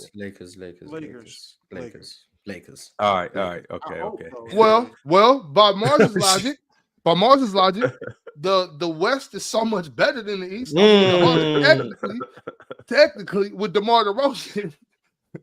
No, I got the Lakers, But though. I I'm got gonna the say, Lakers for sure. using Mars' argument, it works against. It actually doesn't work for the Lakers because after that series, I mean, after that first game, I mean, the Bulls did just beat the I don't Pacers have the last night, Lakers right? beating Phoenix or Dallas, but I don't have the Bulls beating Miami at all. I consider like The Bulls beat the Pacers. Let's say Miami beats the Pacers, and the Bulls technically have to just beat the Hawks and the Pacers. I see us beating Is both that of more likely than the Lakers beating the Warriors and let's say Dallas and Suns Phoenix. or Dallas? I Yeah. don't think it's more likely, but I think it's easier. I think it's easier for them. I'm not very high on the Bulls, but I think the Lakers are just so I'm much already better on than the record. Warriors. The that it's Bulls is more that likely. ugly chick that you end up smashing that because she keep hanging around. That's what the Bulls are. Can she keep what? Because she keep hanging around. She just keep hanging around. just Next be thing you there. know, you just talking to her, and the next thing you know, man, what was I thinking? Smashing her. What the hell? I Hey, think it's Jimmy, possible. So you know that happened one time with Big Ox and What you doing? look, Chill, I'm just gonna say this. What are you doing? Chill, I'm just gonna say this. She was bigger than a Big Ox, all right? Oh my god! You could have I mean- you could have had NBA babies. Wait a second, though. What is you doing, bro? Nah, Mars, look, Mars. These Oh, babies bigger will- horizontally. Oh. Yes, absolutely. I mean, I've been there a few times. Could have had Zion. Hey, you know what? Shout out to everybody that plays on offensive lines. All right. Yo, but Ron, chill out though. People be Damn. watching. People be watching this show. You know what I'm for saying? sure, for Relax, sure, for bro. sure. What you doing? Maybe she's My watching the show. Maybe she But did. she probably is.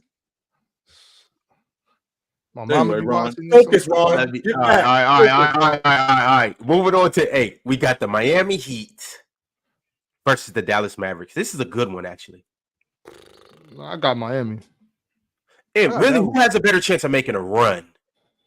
Miami will play Indy. I got run. A Yeah, run run in the now, playoffs. run now. I got Dallas. I got From Dallas. this would be this. This is the what seed? 8. 7, 8. That's eighth right now. Yeah. Eighth So seed, they have to eight. win that first one. I got to go with Miami. I have to go with Miami. I have to I go don't with think- Dallas. I don't think they beat Cleveland. So yeah, I'm going with the The chances Mavs. of Dallas beating the OKC or the Timberwolves is higher than I think the Heat beating the Cavs or the Bucks or whoever. Oh, Well, I I'm saying I think Miami's a favorite to beat Cleveland, and I'm confident in them beating Milwaukee. I mean, see what we just did to Milwaukee Keep the going. other night, right before. Yeah, but the Bucks do stink. That is true. The Bucks do stink. Miami got us thinking that the Bucks are fool's gold. Because I'm convinced the Bucks are fool's gold. They got me convinced of that. I think the Bucks are going to the conference finals. I just don't think they're very good. They're gonna scratch and claw their way to the conference finals. It's crazy. I think Boston are running through whoever they play in the East. Like whoever they play in any series, I think they're mopping the Eastern Conference. They will play whichever playing team. They play. If it started, and then today, round 2 they Miami. play like the Knicks, right? The Knicks are Magic. Yeah, They They play play how they are now. They play the 4-5 winner. Yep. They play Yeah, so the that's Knicks are sweet. Magic. I think they're sweeping the first 2 rounds, and then conference finals 5 games. I don't know if they. I think they can sweep the Magic. I don't know if they sweep the Knicks. I do got them beating the Knicks. The Knicks I are don't just an think- annoying team to play. Like, Yeah, I can. I think they'll get a scrappy. I think they definitely are good for a scrappy win at the Garden. That's one, and I think they might be able to take one in. But I got them and beating them in 6. No Julius Randle in that series. Nah, Julius Randle will be back. I think. I'm not saying he should be back, right? I didn't think he was. I'm assuming he'll be back. I'm assuming. Yeah, give me the Celtics in like 5. The chat is incredible. I love y'all. I got to keep my same consistency. Miami makes it out the first round when they're the 8th seed. But let's keep it. When is that? pushing, too. When does that happen? Like when an 8th seed has won in the first round 2 years in a row. And it'd be the It's not same. usually- it's not usually the same 8 seeds. So That's what I'm talking about. Yeah, I don't think that's ever happened I don't in think there's been a NBA. team that's been the 8 seed back-to-back years and won in the first round both times. I don't think that's ever happened. I don't think that's ever happened. That would be nuts. But history's meant to be made. So. Yep. And if somebody's gonna do it, Jimmy and Eric Spoelstra are gonna do it. Oh God. Okay. 7 seeds: the Indiana Pacers and the Phoenix Suns. Phoenix. Indiana, give me Indy. Phoenix. I'm not a believer in Indy. I don't think Tyrese Halliburton's healthy. Oh, no, he's clearly not healthy. No, I mean no excuses for him, but nah, he's got shut down definitely against dealing with Milwaukee. something. Ron, I'm surprised you didn't say anything about that. About what? He got I ain't When Herb Jones had him in jail? Oh, yeah. I ain't heard Ron talk about Halliburton in months. This is crazy. I literally, Mars locked him up. Yeah. Shut all his. I believe the term is shut his water off. Yes. Yes, Turn it's his lights it's been crickets on the Tyrese Halliburton front. I still stand with the same thing about Halliburton. Halliburton had a good game last night. Are you sure? Halliburton had a good game last night. He's trying to get that 65. That's what it is, Damo. That's really what he's trying to do. But the way he's been playing, is he even going to make an All NBA team playing like this? Shit, Good man. question. He Good might, question, Mark. he That's a good question. might have an argument for 3rd team, but other than that, nah, he's hurt. Because it's positionless. It's not like there's no guarantee. Like just because he plays 65, don't mean he's just going to be a lock for the All Well, NBA. don't forget D Mitch is out the way. I might say it depends Oh, on yeah, who Donovan plays Mitchell's 65. ineligible. Yeah. Donovan It depends Mitchell's on who ends up being eligible. Or what you call it. Kawhi is gonna. I mean, he looking like he was gonna be eligible. Kawhi gonna make it. He'll be all right. Yeah. I'm not saying he's at 58 games. Then he had that game where he just left. They got Yeah. 18 games left. He just got to play 7 of them. Yeah, he's using the PTO. He's gonna miss a couple games, but He only got to play 7 games out of the last 18. Yeah. Mm-hmm. So not You know only he is my rested. man, not only is he gonna be on the All NBA team, but he's gonna be healthy for playoffs. He's gonna be gonna on the rest. Give me the Indiana Pacers. He's going to make the All-League defensive team too this year. We're talking about Kawhi Leonard right now, right? Yep. Mm-hmm. Oh, Yeah, me really? too. I don't know. Is the all defensive team positional or not? It is. I think the I defense think team might be all- positioned. I think I don't that know. I think the All NBA team. I saw it, and I think it. They didn't say anything about the All defensive Defensive team, but team, they said the All NBA team, to be All NBA, you have to. I think you have to qualify for 65 games, and they said it was positionless. So I don't know what that means for the All League defensive team. It just said All NBA. So if All NBA is All NBA, All NBA is also All defense too. If it's I position, like if it's it positionless, being I don't know. positions. I I do don't too. like the positionless. Actually, I don't know. I just know I'm gonna be don't. happy when we get up here I don't like and do it being our predictions. predictions. I don't. Right, that last game of the season where we can clearly see who's played 65 and who hasn't. We come up here and we do all of our predictions, and somebody puts De'Aaron Fox second team and all of that good stuff. It's gonna be a great episode. Whoever That's does all I that's know. a smart man. I wonder which one of y'all is gonna do that. Damn sure won't be me. All right, Hey, fellas, Ron. we got super chats. You got a I got bounce? to bounce. I got to bounce. Damo, we're gonna see if we can work this out. Gotcha. Just let me know. We'll see if we can work this out. So, all right, fellas, I'll see y'all tomorrow. All right, cheers. All right, let's dive into these super chats. Adam West said, "Hey, finally got my Nuggets jersey. We Donald ducking it for the rest of the day." What does that mean? I'm about to say, I'm trying to think what the hell that mean. I hope you got that jersey to burn it. Damn. Oh, Hunter said, "We need a Swiper versus Ox video package before the debate." Swiper, you can look at Swiper and tell he just slow and shit. Like he one of them dudes. Like he one of them dudes in high school, right? Where you play him, but they like the 6'3" center, you know, like the 6'2". He like, whoa, not too much. Not too much. Not too much. I'm in more like 6'1", 6'2", you know, like, but you know what I'm saying? Just the dude that Crazy work. We got a super chat. Oh, never mind. Crazy straight. From Jamaica's Rossclot Choice. He said, "Yo, he said Ox capping. I don't know for what, but he capping. Dub panel, dub chat. Ox and Ron need retwist now. Y'all look like cavemen. Damn. What's the panel's favorite alcohol? Favorite alcohol? First of all, y'all, don't drink. Drink water. That's a fact. And with that being said, Pink Whitney. That's my shit. I'm too young, so. Yeah, man. Are you? He worried about my hair, and he over here poisoning you. I thought the drinking age over there was 16. Is it not 16 over there? It's 16 with parental guidance. Oh, okay. Yeah, Mars is lying. I seen Mars drinking PC weekend. Mars actually put out a flask, which was crazy. Dub crazy. No. See, let's not lie. Dub was being a criminal, and I'm incriminating him here. He bought me alcohol and basically forced me to drink it. Oh Lord! So Dub got an underage person drunk. What are you doing? And he called me the M word at PC weekend too. Just putting it all out there. Oh my God! Just putting it all out there. I mean, so he was probably drunk. Had Mars over like Mars, you about digging, man. I can see that. I can see that. Just putting it all out there. I fucking love you, Mars. If anybody in here looks at you funny, Mars, I fucking love you, bro. Not the nigga, man. just putting that out there, but yeah, I'm too young to drink. I'm too young to drink. All right. That's crazy. Quay White said, "Just joining, so not sure if you talked about it, but did you guys see Shaq say Rudy isn't a great defender because he ain't hold Jokic to 15 points?" Is he wrong? Honestly, any slander on Rudy isn't wrong. After I see that nigga airball a dunk, he's awful. the day after this man Ox tried to push the Rudy and Chet offense. Come on, man. Oh my God. I was pissed. I was pissed. And you know what's crazy? I saved that clip to talk about the very next day and never got to play it. I still got it. Airball in the dunk. We talk about his offense being better than Chet. But kept Biombo for a reason. I was at a restaurant right around the corner from the house. Like I'm eating, I'm watching the game.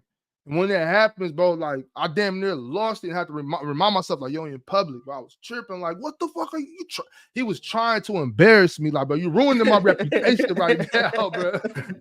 Like, this is damn, what are you doing to me right now? I cannot believe it. Yeah. Quick call to action. Like the video. We only got about 15 minutes left, but slap that like button. Do us a favor and do yourself a favor too. Also, playerschoicemerch.com. If you haven't visited yet, go check it out. And you can also join the Telegram. It's still a free 2-week trial. Come join the debate. We in there 24/7. It's heated debates, and we talk about everything. When I say everything, I literally mean everything. Also, shout out Steph Curry. It's his birthday today. He turned 36.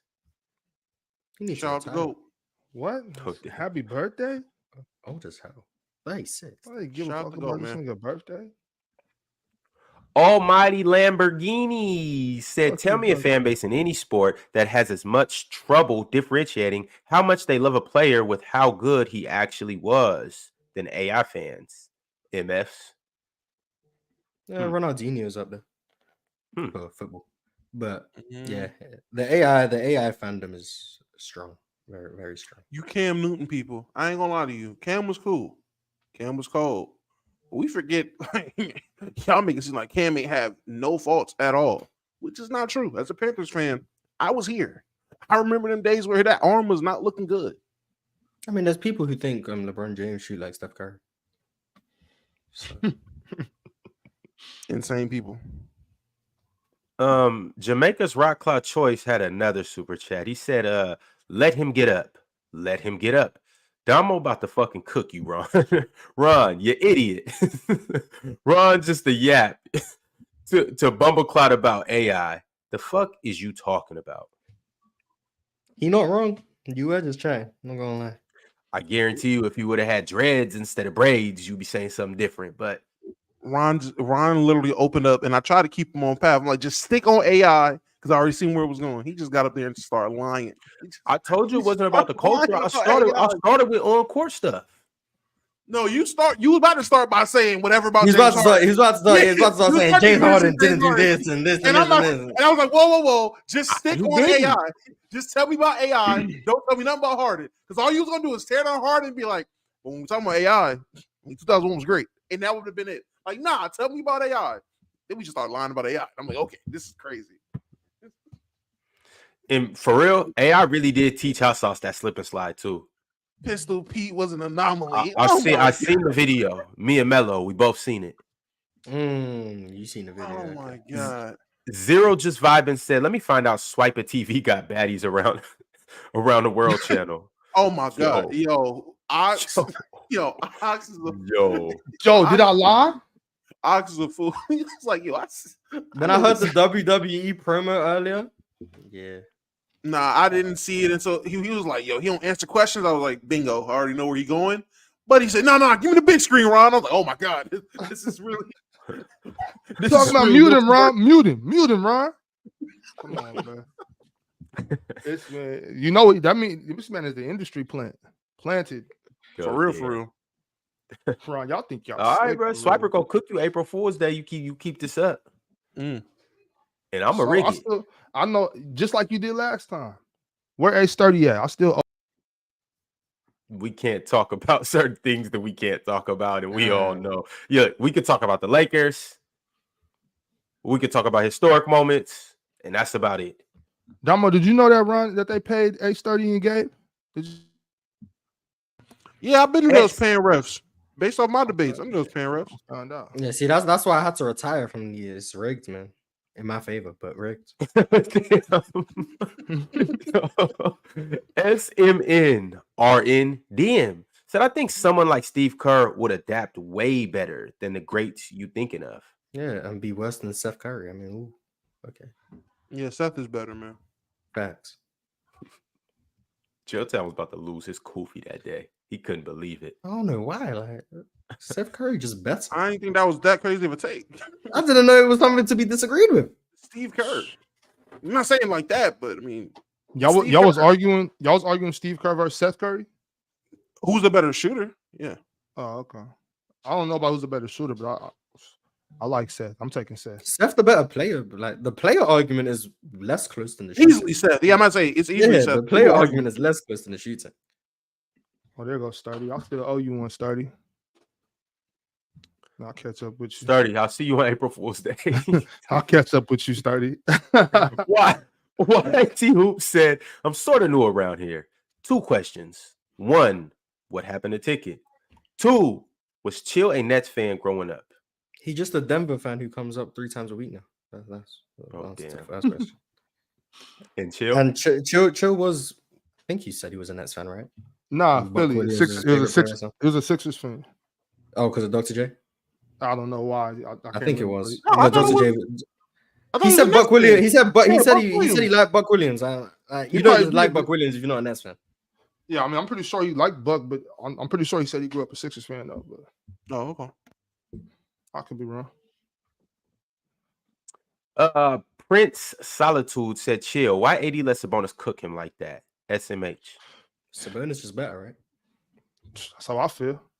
Facts. And Sengun better than Sabonis. Yeah. I don't feel that way, but then you don't like basketball, man. Prince Solitude with another super chat said, Dub Swiper, how about them Nuggets? Man. Reggie Reg with, I guess, the common theme of this episode said, when does Ticket come back? Just asking. He He was just here 15 minutes ago. He was Now. just here. Y'all do know Ticket used to do his episodes like this. So how do we y'all not really know didn't see the that? face. Like that's him. Yeah. Voila. Jay Got Game said, thank you, Mars. You actually read. Yes, I do read. Reading is good. Make sure you read some books. I'm just going to read this next super chat from Alan L that says, L dub, period. Facts. Alan L with another super chat said, yeah, Swiper, cook him 3 the polite way. Yeah, the chat was going crazy right there. Facts. Seen someone call Swiper Coop on TV. Crazy. Prince Solitude said Aaron Gordon is crazy too.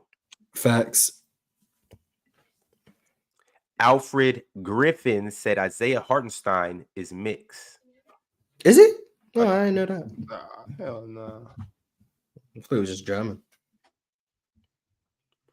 Prince Solitude said he's hot toilet water, horse manure, garbage. Facts. We got a couple new members. Let me go ahead and shout them out. KJ Prolific. Welcome. YT Hoops.